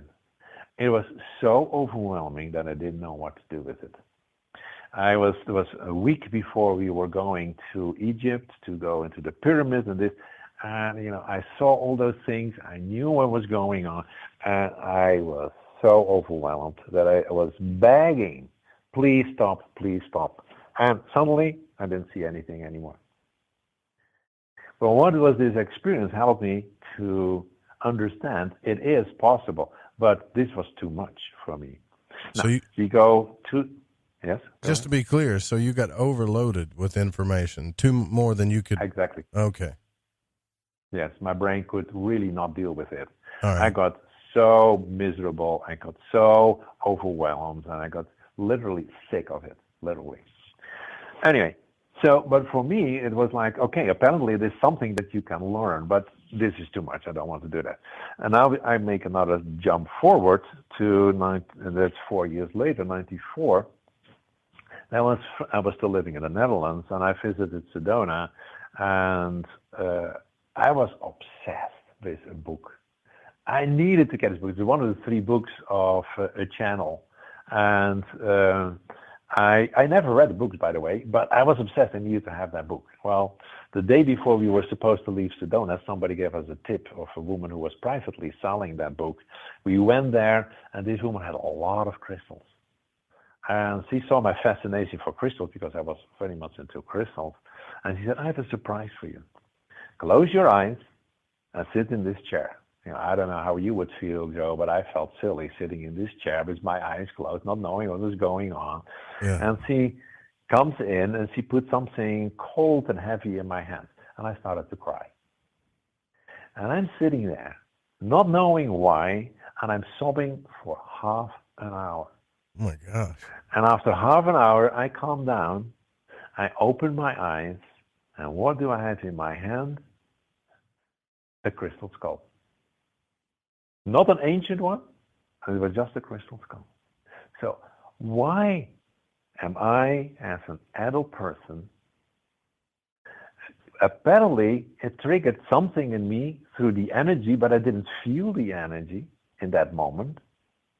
So why am I crying and sobbing like a little boy sitting with this stupid thing in your hand? Yeah. Well, you may understand I wanted to figure that out. Well, what you don't know is that I'm sitting in a room, and in front of me is a whole big circle of crystal skulls, actually a couple of hundred. I've been studying those things. I wrote 2 books about them because I wanted to understand what it was. And what I learned is that crystals can literally reawaken again your ability to feel and to see. But you have to be willing to sit with them and to meditate with them. You can do it also with crystals. You can do it both. But what I felt in that moment is that what I could not handle, I may be able to develop in steps, and then I can feel. then I can feel more within the, let's say, in the ability of processing. Because if you get overwhelmed, you can literally get nuts. I did quite a lot of sessions with people, and one day a woman came to my practice and she said, I have these terrible headaches. And so I figured out that it was after she had meditated with a crystal, and she overdid it. And she ended up, I couldn't help her. There was something in her brain that was so weird. And she ended up in an institution.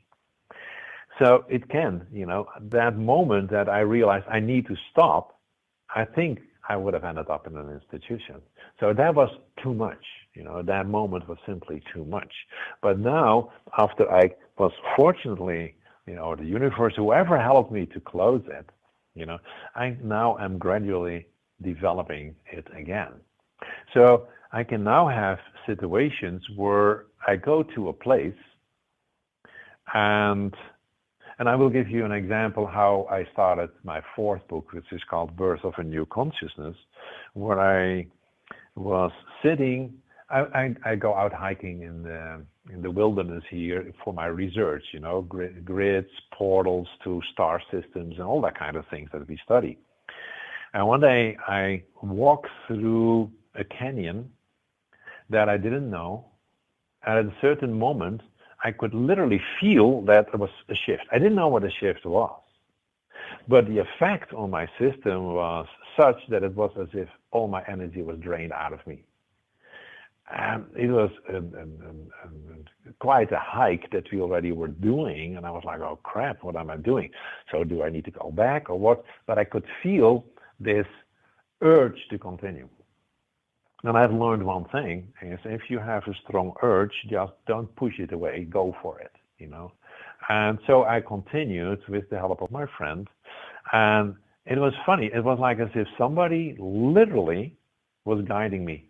I just walked and I kept walking, and at a certain moment I tell my friend, we need to climb up here. I don't know why, but this is where we need to go. And as soon as we climbed up there, and I was trembling still of all this energies or whatever I felt, and I crashed on a ledge, and I'm sitting there on this wall of the canyon, on this ledge, recovering, and I knew only one thing. I get my answer of what I feel here. Don't ask me where it came from. It was just a knowing, Sometimes we simply know if we trust the messages that are coming in. So I'm sitting there, and suddenly I felt a presence. And I look, and normally I don't see so much. I can sense quite a bit, but I don't see so much. And I see two human-like being standing next to me. So my question to them is, who are you? And my friend said, who are you talking to? I said, to those two beings, but he didn't see them. And I know that they didn't say anything, and they just stared at me. And at a certain moment, something shifted in my focus, or they disappeared suddenly. I didn't see them anymore. Wow. So I tell my friend, did you see that? And he said, no, I didn't see anything.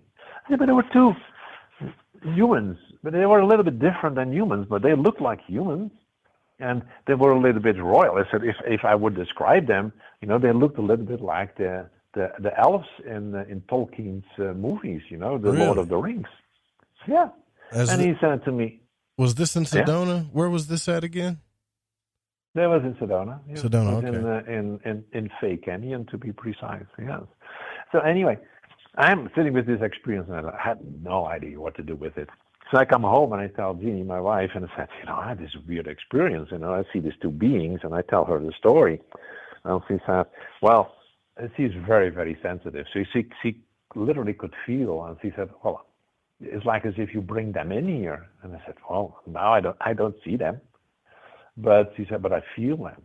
Anyway, we both didn't know what to do with it. Well, 2 days later, I am meditating, and boof, I see those two beings again. And this time they tried to say something to me, at least something that I could translate. And they said, we like to share things with you. And I said, share things with me? I said, who are you? And they said, well, we are known in the Western countries, but not especially in Ireland, Scotland, England, as the Shi. And the Shi are called the people of the mountains, the people that live underground, according to the stories that the Celtic people were telling. But they also were telling that they were very special people that had all kinds of abilities. And that is how my communications with them started. It lasted for 2 to 3 months. We wrote a book, and I was exhausted after that because it was stretching every time to stay connected with them. And it was exhausting for them, and it took a couple of years for me to reconnect with them again. And now I'm connecting with them again. But it is, what is the important thing is don't dismiss. Yeah, just because it Don't seems dismiss. like it's not real, or maybe this is in my mind, or am I going crazy? Exactly. It doesn't mean you are. It could actually be happening, right? That's pretty cool. Exactly. And for me, one of the things that I have made a decision for myself is I'm willing to be open for any experience that I have. Yeah. And not to judge it, not to say I'm nuts, not to say I'm right, not to say this, that, or the other thing. It is my experience. And if I deny my experience, I will never grow, I will never expand, and I will always be limited. That's so true. Well, I don't want to do that. That simple beginning of I am bored, I want to feel something, when I started in 1990 with Reiki, up until this moment that I have this contact now with the Shi, and now I know where the communities are. We have studied them for years. There's now the willingness to work together. I know there are many communities all over the world, and there are people that also meet them because now people are willing to tell me stories. Do you know what's interesting? When I gave my first workshop, and I announced that in the Netherlands. I did my first workshop on dragons in the Netherlands. It turns out that a lot of people tell me that they have experiences with dragons that are beneficial beings. And I thought that people would think I was nuts. And now, since I've written this book, I get so many reactions of people that not only believe in them, they tell me experiences with them. And that is when we can build the trust that we can hear each other's stories. And we will hear stories and experiences from people that otherwise will never be told. Right, exactly. So if there's one thing that I would recommend is begin to trust your impulses and share them with people that you trust. Not people who immediately judge you, because that opens the door for more feeling, for more sharing, for more experiences. And I can tell, from my own experiences that that's exactly how it worked. And you will be surprised about, compared to, when I started 30 years ago. And I'm not talking about that very specific experience where I was overwhelmed, but how much more I can feel, can sense, because it is, as I said earlier, it's a brain function. You can develop it. Everyone can develop it. And you will begin to see and experience things beyond. Wow, man. But that's do fantastic. You have the guts? Yeah, that's the thing, right? Do you have and that's the thing that I've had struggles with too. Do I have the guts to keep going, to even if people don't do it through meditation or whatever, let's say they have an out of body experience, it seems like everybody I've talked to has this barrier of fear that they don't want to cross, and it keeps them from experiencing something else. But the curious mind, the person that says, I'm willing to go this way, whatever, let's see what's over here, they end up having a bigger and better experience every time. Yes.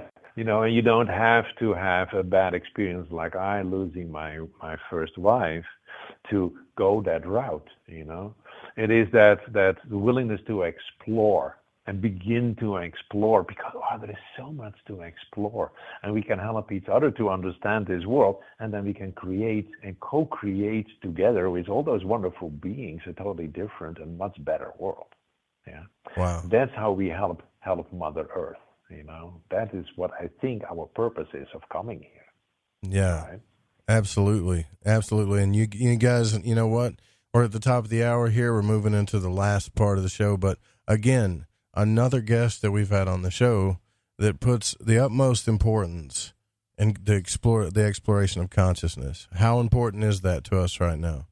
We need to do this more. Fantastic. We'll be right back with Jaap van Etten. All right, welcome back to Lighting the Void. Don't forget, we'll be here tomorrow night with Andrew Gallimore, and after the show as well. If you're a late nighter and you stay up all through the night, The Secret Teachings with Ryan Gable is going to be on after this as well. But tonight, Jaap van Etten is with us. Metaphysical Ecology is the website. Metaphysicalecology.com is one of the websites you can visit to, and we'll put all the links in the show notes as well. And I've dropped some in the chat. I really do appreciate you sharing that story with us. That means a lot to me, and it means a lot to the audience to tell us. It's kind of interesting, though, that you did mention, you don't have to lose your partner to experience these things. But what I will say, and I know that had to have been terrible for you. I mean, to lose somebody that you love, and I have no idea how long you guys were together, to change your 23 years. Oh my gosh. 23 years. Yeah, that's a big time, right? And you faced that, and now you're you can see things that you didn't see before. You can experience things you didn't see before. Sometimes I think we look at suffering as a bad thing or pain as a bad thing, but it is. Do you believe in that Buddhist philosophy that suffering and stuff like that causes good things in our life? It causes divine shifts in our life. I think that is definitely has truth. And I think there's a reason for that. We are so used to our lives, you can say. We often feel that we are victims, we think that we are powerless, or, we all have different kinds of thoughts about how life is. And if we have a certain level of, let's say, being comfortable or accepting, we will not change. Why would we change? If things are, let's say, reasonable, okay, and all that kind of things, why would we change?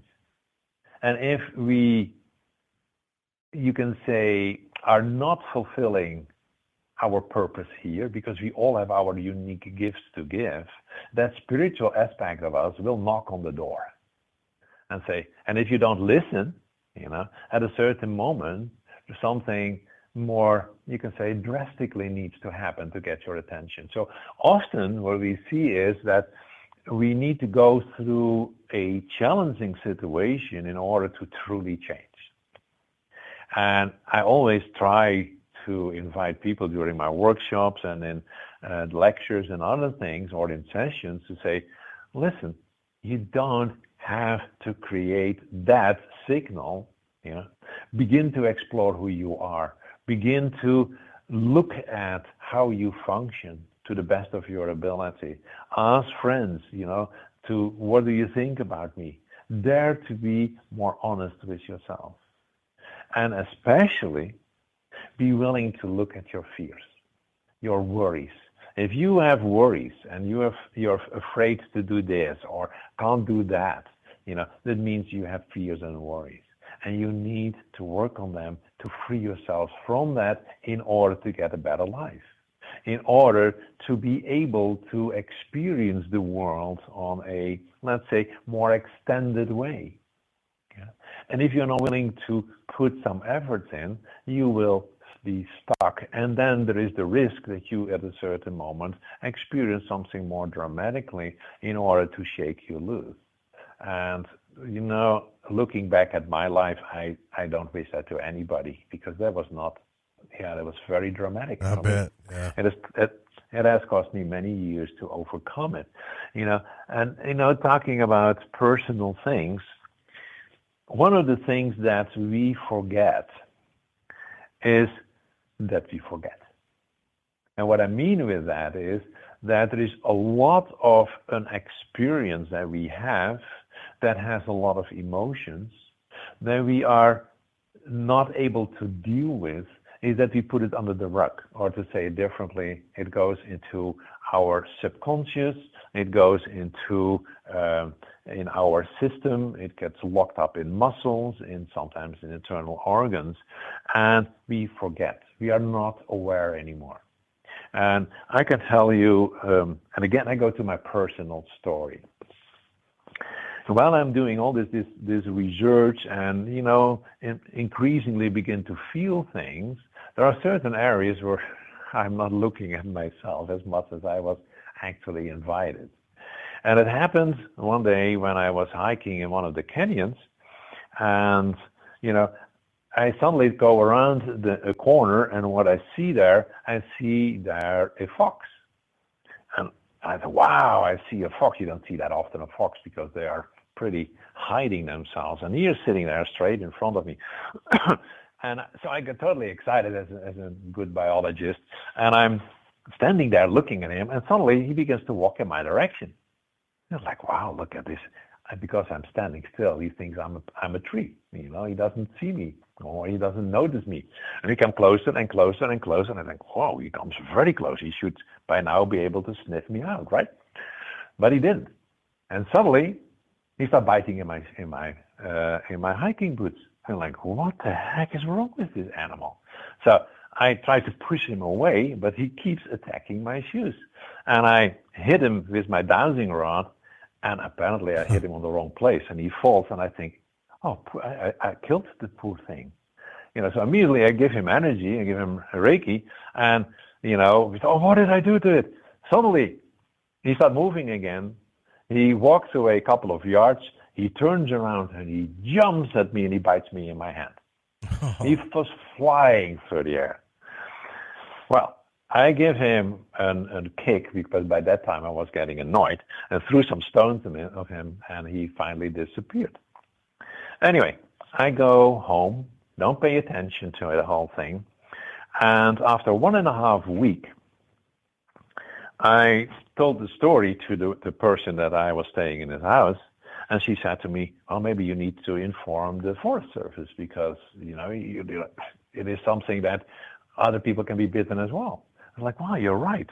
So I called the Forest Service, and they are in panic. And he said, that was a rabbit fox. When was it? 1.5 weeks. You may already be on the way of dying. And I was like, dying? These people are nuts. So I'm laying after the phone. I'm laying on my bed to feel, and I feel into myself, and I feel this darkness inside of me. And I panicked. I'm like, oh, crap, they're right. Oh my goodness, I'm going to die. So I dashed to the first aid. They gave me all these injections because it was a rabbit fox. So I tell this story to a friend of mine, and he said, man, it sounds as if you have a death wish. Why did you not go earlier? I said, I don't know. I should have known as a biologist that this behavior of this fox and the fact that it was a rabbit fox. And I blocked it out completely. What the hell is wrong with me? A month later, I'm walking on a trail, and I had crystal skulls in my backpack, and I'd climbed different mountains, and I was tired, and I come in this thunderstorm, and I walk around the corner, and I see, in this case, it was a coyote. And I stop, and it was thundering and lightning and raining. And suddenly the lightning strikes at where I was supposed to be if I would not have stopped. And this blue light was crackling over the water up my body, and I was thinking, oh shit, totally in shock. And I'm looking at this coyote, and I said to certain moment, and it didn't walk away. It was just keep staring at me. And I said to him, you saved my life. Thank you. And then the coyote just walks away. So I'm telling this story to my friend again, and he says, you see, you have a death wish. I still denied it. Yeah. Well, it was 10 years after my first wife died, that I went into therapy, and because there were still certain things were wrong. And finally I figured out that deep in my subconscious was this longing to go back to her, which means I needed to die as well. My friend was right. Now, why do I tell this story? We are so locked up in subconscious patterns, in things that we are not aware of, and we sometimes need signals. And I didn't listen to the signals, and I almost died. And I understand completely that it's not always easy to interpret your signals. But if I would have listened to my friend, I may have gone to therapy earlier, and I almost lost my life a couple of times. It can go that far. And I learned from that a number of things. In the first place, take every signal serious. In the second place, don't judge anybody, because we all are putting things away. And thirdly, we need to help each other, because if we stay in this low vibration of fears and worries, we will not, you can say, as a collective, go to higher vibrations, to go to that ascension, to this new world that has been predicted, even in the Kabbalah, as you know, and by many, many traditions. We need to help each other to begin to be more honest with ourselves, so that we can break through patterns. And that's why, for me, it's so important to work with our fears. It's one of the things that I hear my guides. Some people say, really, do you hear your guides? Yeah, fortunately, I do. And I always know it's my guide because I feel it in my heart, and my heart is my truth center. If I don't feel it in my heart, whatever the message is, if I can't feel it also in my heart, I ignore it. Yeah.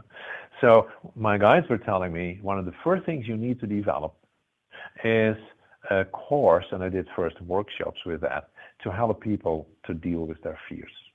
So I developed a whole system for that, and now it's available as an online course for those who are interested, because that is the key. You cannot really grow, become more sensitive, feel more, if you stay in this low vibration of your fears. And we are so used to our fears that we think it's normal. Our whole society is fear-riddled, Yeah. So it's becoming a part of the way we function. So, anyway. Yeah, I hear a lot of that about, the deep state and the cabal and this and that. And it's almost like, you'd mentioned this to me during the break too, that we're giving these things more power just by saying this stuff. It's like that word Illuminati, right? When people used to use that and all, the Illuminati. Well, what you're saying is you're talking about a secret organization that has knowledge that's super enlightening that you don't have. And it's just a concept. You're giving them power by saying that stuff. Exactly. And that's why we need to help each other. And not only in the sense, but what I said earlier, that's why I'm grateful for shows like yours that gives people the opportunity to share things. But we have to be also very careful that we are not inducing more fear, because then we are counterproductive, And what I see, unfortunately, and I hope that I don't step on anybody's toes, but I see that a lot of people tell stories that actually induce fear and actually are counterproductive. What is productive is to learn to deal with the fears, so that we have the strength and begin to work together, co-creating increasingly powerful fields where certain energies can no longer exist. We mentioned somewhere in the beginning that everything is energy, right? Right. Now, what kind of energy are we going to co-create? Fear-based energies that are affecting every human being and affecting our way of then going into survival strategies, and where we disconnect ourselves from the world in which we live. Is that what we want? Everybody has to give that answer for themselves. I'm not saying this is what you need to believe, but learn to be honest. Ask yourself the question, what is it that you really want? And what do you really want to put your energy into? Knowing that every word you speak, every action, every emotion, every thought is contributing to the field of energies. And that gives some responsibility, doesn't it? Yeah. Yeah, it makes me not want to think, say, or do anything because I don't want to mess anything up, right? Yes. So think positively, Joe. Yeah. And all of that is training. It's not, we are not changing this world with a snap of the fingers. In theory, we can, but practically it's not how it works, right? So that's why I go back to what I try to say many times, is we need to learn to work together and to support each other. Yeah. Nobody can do it alone. But together, I believe that too. But you mentioned earlier, in your books, or when your book about, I guess, what did you call them? The she? Is that what you called them? Yeah, the she. Yeah. Well, you started tapping into these beings, and then because you were willing to share this story, that other people that had similar experiences started coming to you and talking about this as well. And I wonder,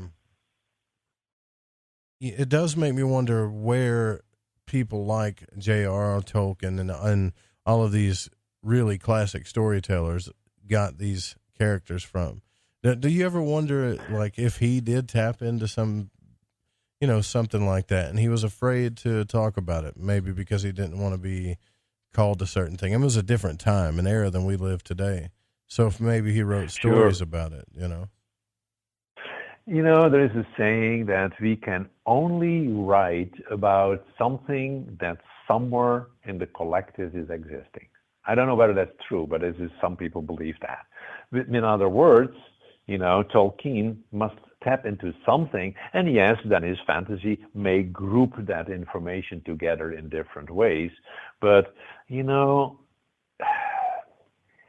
more I study what you call the subtle worlds and the subtle beings, the more I train my system to translate it, like this connection with the she, who are out of phase. They are simply human beings out of phase with us. Out of phase means that their electromagnetic vibration and ours are literally 90 degrees on top of each other, so we can't see it. It's out of phase with our way of functioning. And there is a lot that is out of phase with us. This story, one of the things that I found a fascinating story is the story of what shamans do, and I'm not recommending to use any form of mind-expanding things, but they use it to, in the past, to help to get insights for their tribes, right? That's what shamans did. Yeah. So they used, for example, mushrooms, or they used ayahuasca, or they used bufotenine, which is from toads, But what they actually, the point is, if you ask them, what are you doing? And that was beautifully described by a shaman in Bolivia to me. And he said to me, well, what we actually do is we look in two worlds at the same time. And I said, what do you mean with that? And he said, well, when we use the bufotenine, in this case it was about the toads, the glands of the toad have bufotenine, which is a certain mind-altering substance, is that we can then look in the world that is out of phase with ours. I was like, wow, that is interesting, because basically the four worlds that the Kabbalah is talking about, and where the different tribes are talking about, those worlds are out of phase with ours. That's why we see only our world. Yeah, so we don't see the she, because they are out of phase with our world. But they use bufotenine, and they say, we call it, like being the snake with the two heads. And I was like, well, that's a funny way of putting it. He said, yes. He said, the snake with the two heads, the snake, this is the symbol of the subconsciousness. Suddenly the subconsciousness is able to look into two worlds and bring it into our conscious mind so that we can share that. Well, it was fascinating. I was hiking in one of the canyons here in the Sedona area, and they have petroglyphs, right? And one of the petroglyphs that I found on one of the walls was the snake with the two heads. So I said to my hiking buddy at that time, and he said to him, look at that. I just heard this story from this shaman in Bolivia, and here we see the snake with the two heads. And I told him the story of the toad. And he said, well, do you know that the Sonora tetragon is the one that is so famous because it gives very, very strong hallucinating things and allows people to go into different states of consciousness. So that is how they did it. We see, and I go back to what I said a couple of times earlier, we see only limited ways, but there are ways to expand that. Well, you can do that through those kind of things, which I do not recommend, but you can also do that through training. We can train our system. Remember that I said it's a brain function? Right. Diminish your fear, because that affects the way your brain functions. Yeah. And train the brain through meditation, through make sure you eat properly. That stimulates the brain function more. There are all kinds of things. You can find it on the internet everywhere, what to do. Whether we talk about omega-3 or we talk about blueberries under science, it doesn't matter what you use, You stimulate your brain functions, and not only will you function better in your daily life, you also will begin to open yourself for seeing beyond. Yeah. If that excites you, I would suggest go for it, right? Well, yeah, it definitely does me, because I used to read the books about scrying and what is this thing looking into crystal balls? What is this all about? Scrying mirrors, crystal balls, Nostradamus, all this stuff. And once you really start realizing what it is, these were just tools that these people used to help them see into these subtle realms, right? These inner realms. Yes. That's all they were just tools to help them see. Some people that were advanced enough, they didn't even need the tools. They could just get to a certain state and see into the inner realms. Well, the programs that actually were government programs about remote viewing, right? Well, remote viewing is the same thing. All of that we talk about is what people call extrasensory perception.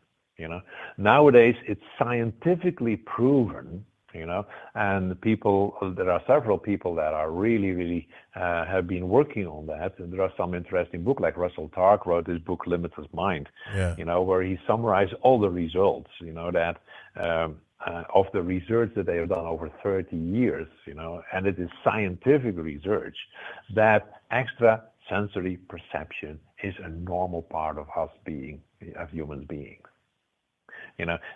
They take it out of this woo-woo phase where we talked about in the beginning. It is nothing. It is not woo-woo at all. It is nothing more than an ability that we have that we are not developing. And if a person has never done anything like math, and suddenly you put him a mathematical problem, he will not be able to resolve it. But that person can train to do that. We cannot speak another language than the language that we grew up with, but we can learn that other language. I always say that the subtle world is like learning a different language. In the beginning, it doesn't make sense at all. And then you begin to get the first glimpses. And then you put some of those glimpses together. At a certain moment, it's like language. First it's a word, and then it becomes a sentence, but still you can't speak it, But the more you train, the more it becomes a part of you. And at a certain moment, you can speak the language of the subtle world in the same way as you can speak another language. But it requires training. You just don't go and pick up a book and say, I like to learn Russian right now, and now I speak Russian. No. That requires effort. And the same effort we need to put into being able to see beyond, dealing with our fears, opening up ourselves for all these new things for many people. But actually, they are not new things. We are just not aware of it. But you receive the information that we call subtle energy all the time, but you cannot yet translate it. Yeah, I totally agree with you on that. And we're moving into the last part here. And yes, I saved the best for last because I know some of you in the Discord chat are asking about the vortexes and gates, and we are going to get into that with Jaap and Etten. You stay with us. We'll be right back after this short message.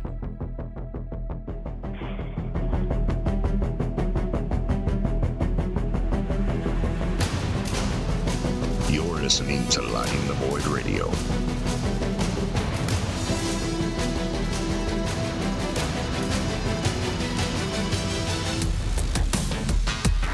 Hola, Fringe listeners. This is Dave Cruz of Beyond the Strange, and you're listening to The Fringe FM.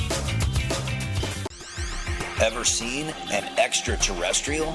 It can be hard to believe they exist unless you've seen one for yourself. What if I told you I've seen them my whole life, but have never had a witness who shared the encounter with me?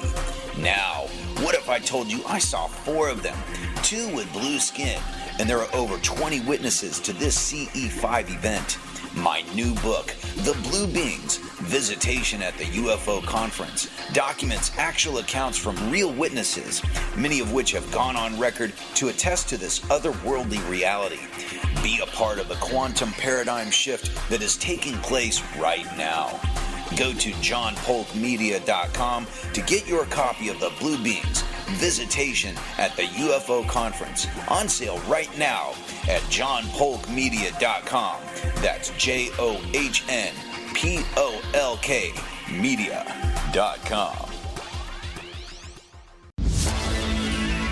Hi, this is Kronox from Belgium, and you're listening to Lighting the Void with Joe Roop.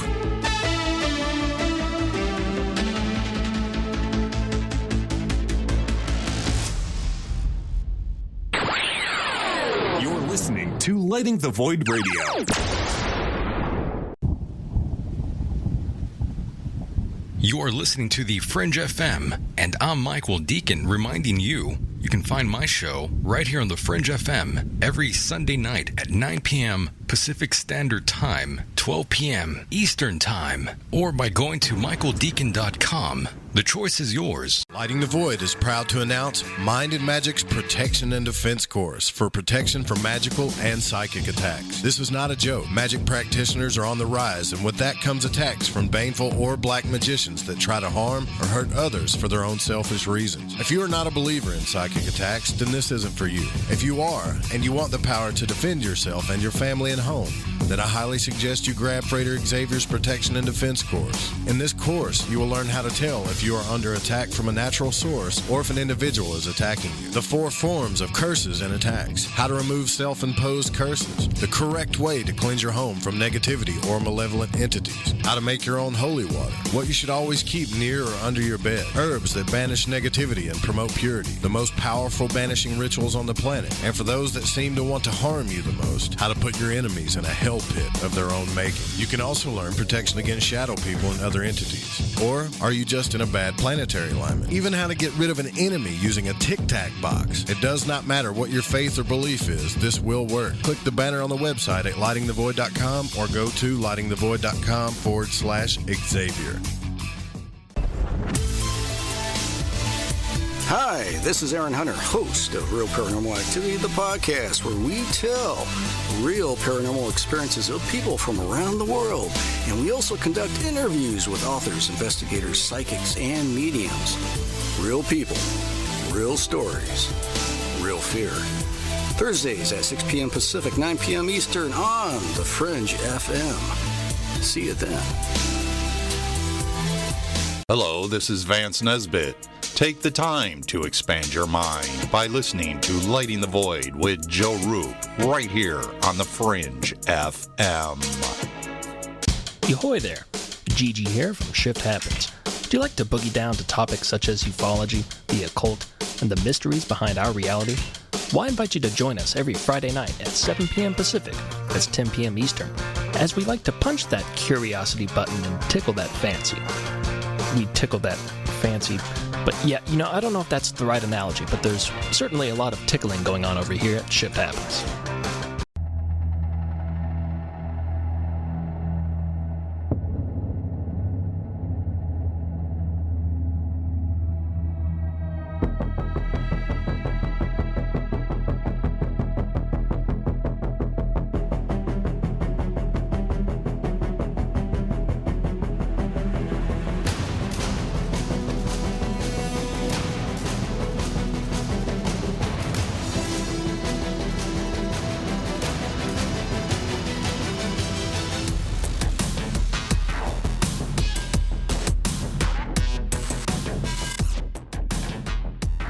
All right, we're back with Jaap Van Etten And don't forget, tomorrow night we'll be here with Andrew Gallimore, same time, 9 p.m. Pacific, live on the Fringe FM. The show is live 5 nights a week here for you. So as you hear my voice, it's really happening. It's no pre-records. It's nothing. So when you ask a question or if you call in, you can call in at 1-800-588-0335 or 501-421-424, 5130, or drop a question in the Fringe FM chat. You can be rest assured that it's me and nothing else or no one else that's going to be looking at that. I know I do see how live radio is kind of, I hope it's growing. I hope it doesn't go anywhere, but we're always going to do things here live on Lighting the Void as long as I got to say anything about it. And it's fun, man. It's intimate, and it's better this way, I think.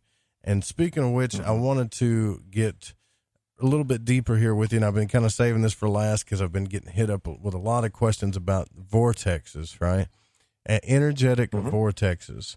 And there's a lot of ideas getting thrown around, and I want to try to be clear about this with you, what your ideas on this are about energy, energetic vortexes.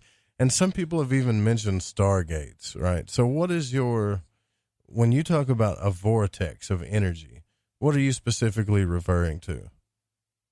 Okay. Well, first, the word vortex means, it comes from a Latin word called vertere, that means to spiral. So you can basically say that everything that spirals is a vortex. You know, as you could say, if you flush your toilet, you create a vortex. Gotcha. Yeah. So whirlpools that we see in the water is a vortex. Dust devils are vortex. Tornadoes are vortexes. But even if you look into the galaxy, it's a vortex. It's a spiraling system, right?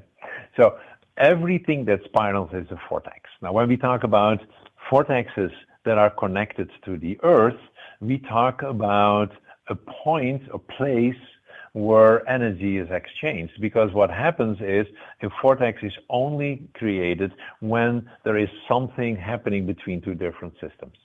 Yeah.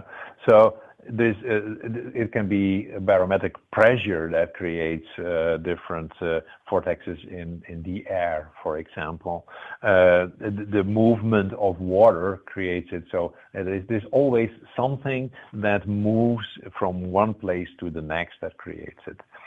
So a vortex within the Earth energy system is a place where energy is exchanged between a field and the grid systems that I talked about a couple of times. So the grid systems are the lines on the Earth. The lines on the Earth hold that where we work with. We, I mean, a human being can work with certain things, but also when it is about morphogenetic systems, it can be the plant and the animal that take the information out based on how systems are working. You know, DNA, that is you could say the messenger between that.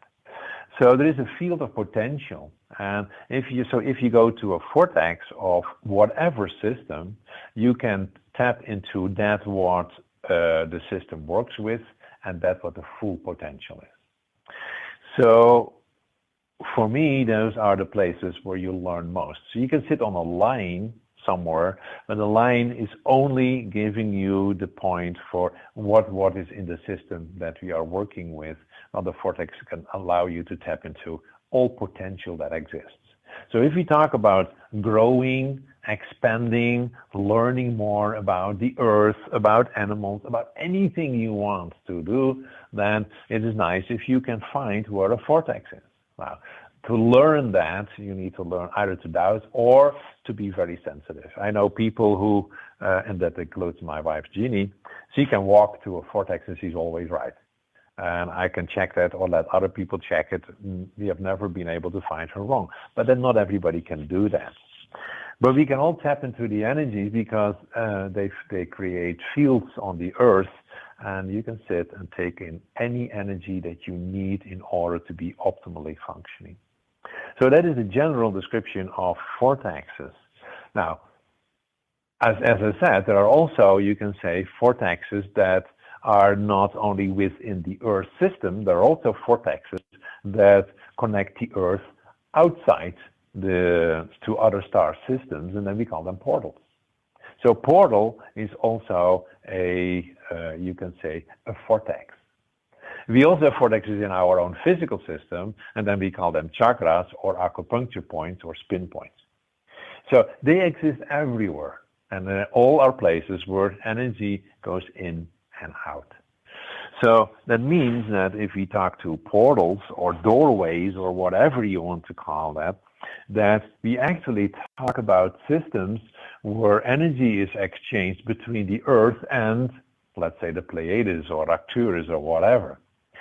I know, and I can tell a nice story about that, because in the belief systems of indigenous people, they believe that they come from the stars. And this is a very, very widespread story. And actually, they basically say that there are a number of planetary systems where they are originating from. And they always mention the same 6 systems. This is the Pleiades, Arcturus, Sirius, Alpha Centauri, Orion, and Andromeda. They are standard. You can go on the internet, you can look it up. Star Knowledge Conferences, they have some YouTubes where you can listen to the stories. They are the ones. And initially, I didn't know anything about that. But it's the same. I talked about like learning languages. This is like learning a language also. You can learn to understand those different energies. In the beginning, it's like all just energy, and at a certain moment you recognize it, and then you talk to indigenous people and say, this is Pleiades, and you have a reference point, and so on. So at a certain moment, I had a number of those portals that for me was part of my study of vortexes that I was looking at, and I put them on maps and all that kind of things. There are some of my books, especially the second Crystal Skull book. I have information about portals quite a bit, because it is believed that crystal skulls are connected to certain star systems. Anyway, what was interesting is that I could recognize a portal to the Pleiades, for example. Well, when I was working, Jeannie and I were working and teaching in Taiwan, there was a professor of the university who was very excited because he had a dowsing rod that was used in China 1,500 years ago. Now they do feng shui, but at that time they had dowsing rods. So we exchanged and shared. It was pretty funny, and we got so excited about it, Anyway, he asked me whether I was willing to come to a place of a friend of him, because he had a very, for him, important question. Well, I was a little bit like, we were so tired because we were every day so busy. Taiwanese people are running, they don't walk, It's full with programs and this and that. Anyway, I decided to go. So this Chinese man brings me to this point, and the professor was translating for us. And he asked me, what is this point?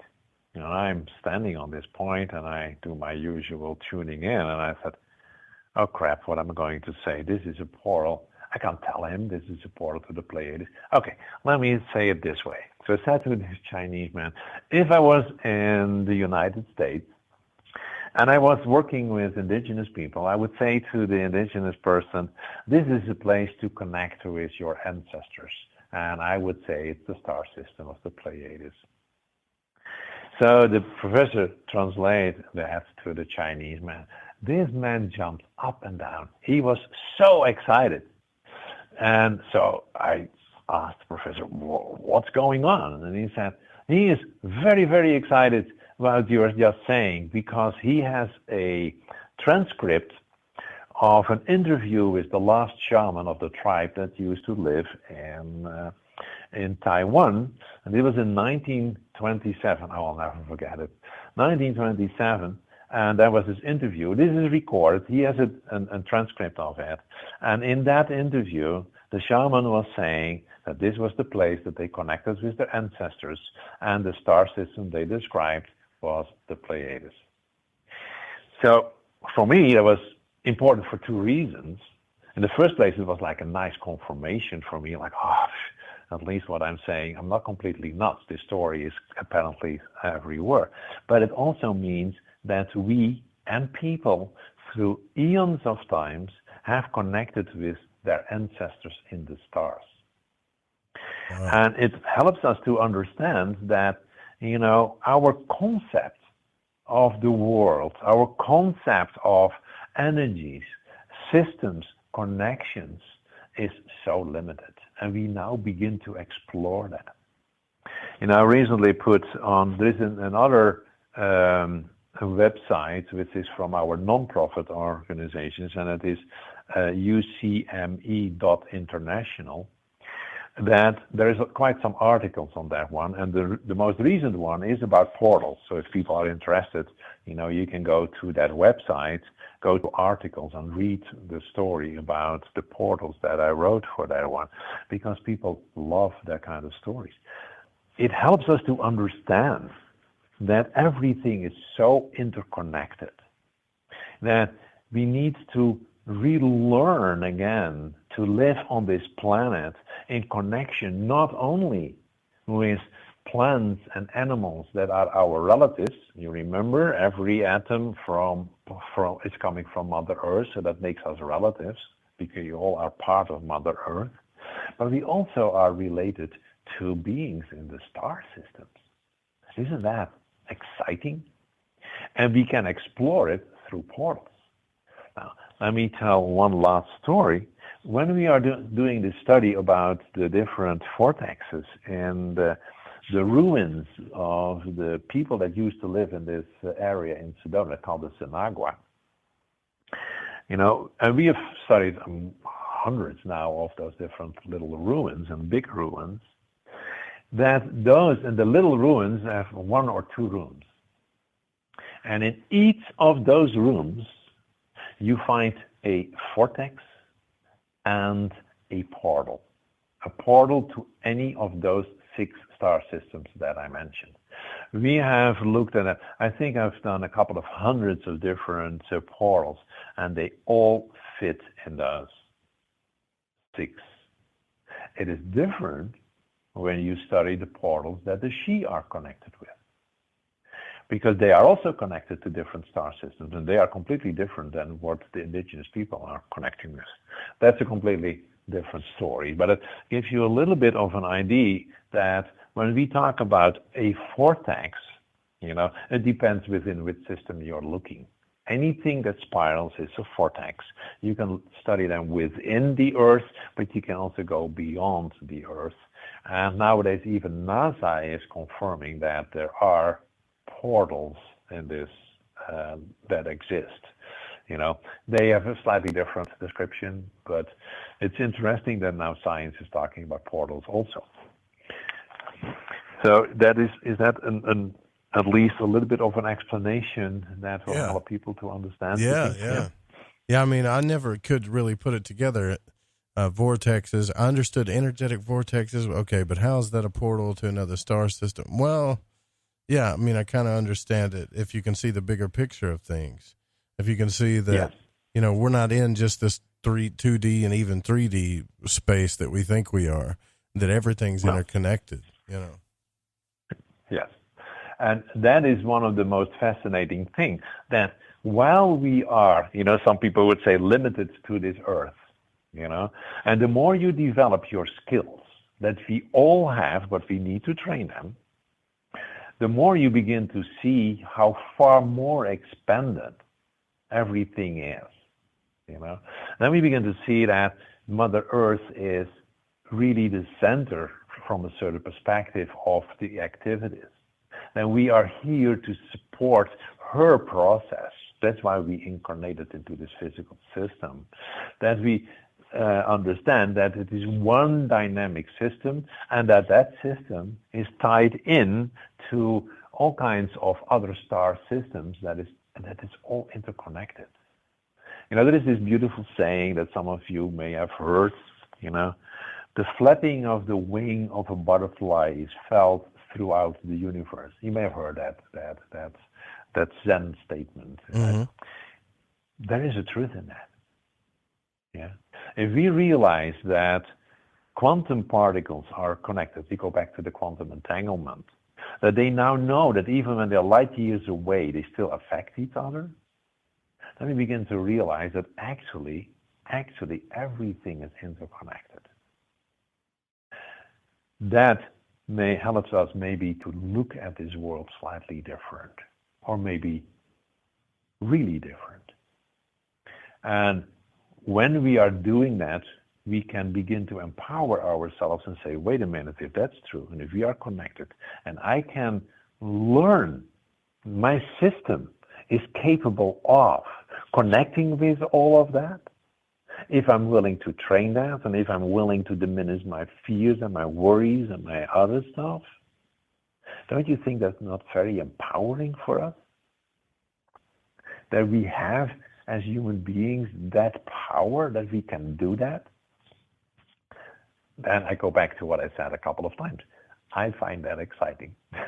Yeah, me too. I find it extremely exciting to be able to, figure out what we can tap into when it comes to this. I've even read books, Gnostic texts where people would do meditations at night to certain star systems, and they would even do certain mantras and move their head a certain way and it was really strange, but I could see how you talked earlier about how it was all reactions in the brain.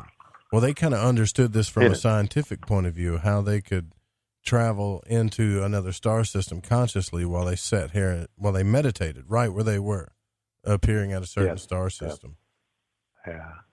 One of the things, you remember that I talked about things out of faith, right? And let me first share an experience, and then I share that with somebody who worked in the secret government laboratories, and he told me something interesting about that. That was in the time that I was doing research and living in the Netherlands, and I was with the partner of my daughter, who was the driver, and I could then read the maps, and they said, we have to go here, and then we checked lines and this and this. It was a really exciting time.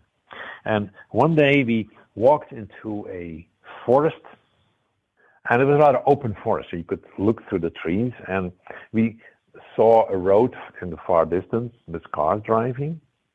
But what was the shocking thing, and that made me stop, and also my friend and my daughter's partner stop, we saw something laying that was about 400 meters, slightly over 400 yards long, and had a cigar shape, and it was without shadow of a doubt for me, like a UFO thing.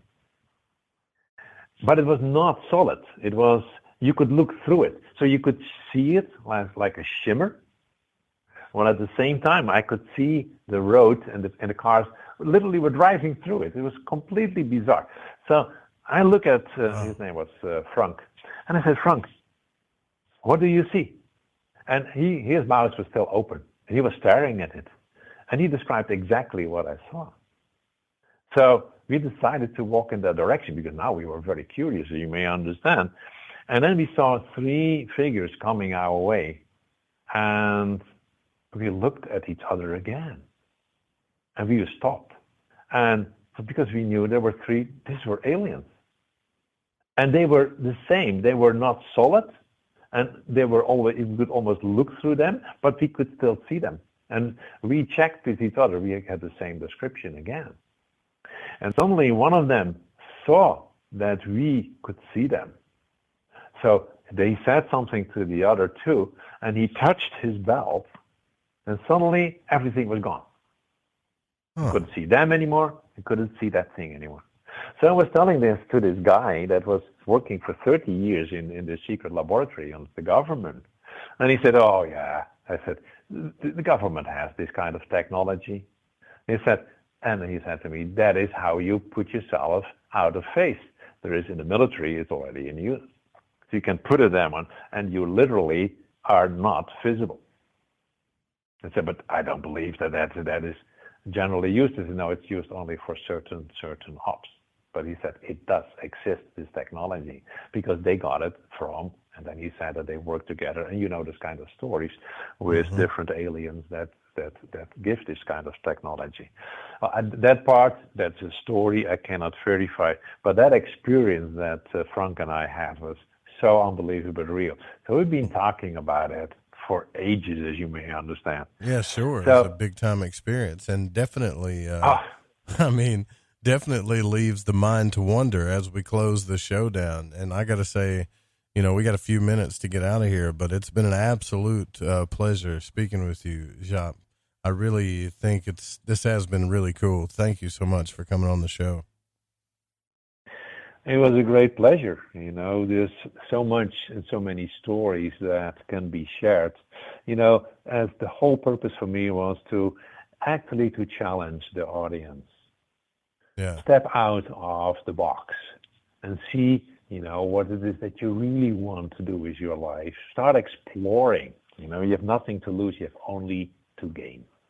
Absolutely. And if you don't mind, real quick, can you tell everybody where they can find you on the web, where they can find your work? Basically it is metaphysicalecology.com. It is lemurantis.com, lemurantis.com, and it is ucme.international. So that are the three websites that give information about the work that we do. It gives different articles, especially the more recent ones are going into the UCME website, as we call it. The UCME stands for Universal Center for Metaphysical Ecology. And I try to write regularly an article, and we put it there. So people who are interested can read a little bit more about that, get some more background of what we do and why we do it. Mostly because we want to stimulate people to go beyond the box. Absolutely. It's been a pleasure speaking with you again. I hope we can do it again sometime in the near future. And I will put those links in the show notes for all of you so you can visit them. And we do got to roll out of here really quick. So I do want to say, please don't copy the show without written permission. Music was by Chronox. Guitar Man was by Bundy. Also, I want to thank Pacho, Don, Eric Markham, Jeremy Scott, Dan Lopez, Lady Ann, and all of you so much for helping us with the show tonight. We'll be back here tomorrow night with our guest, Andrew Gallimore. Same time, same channel. Love you all. Good night.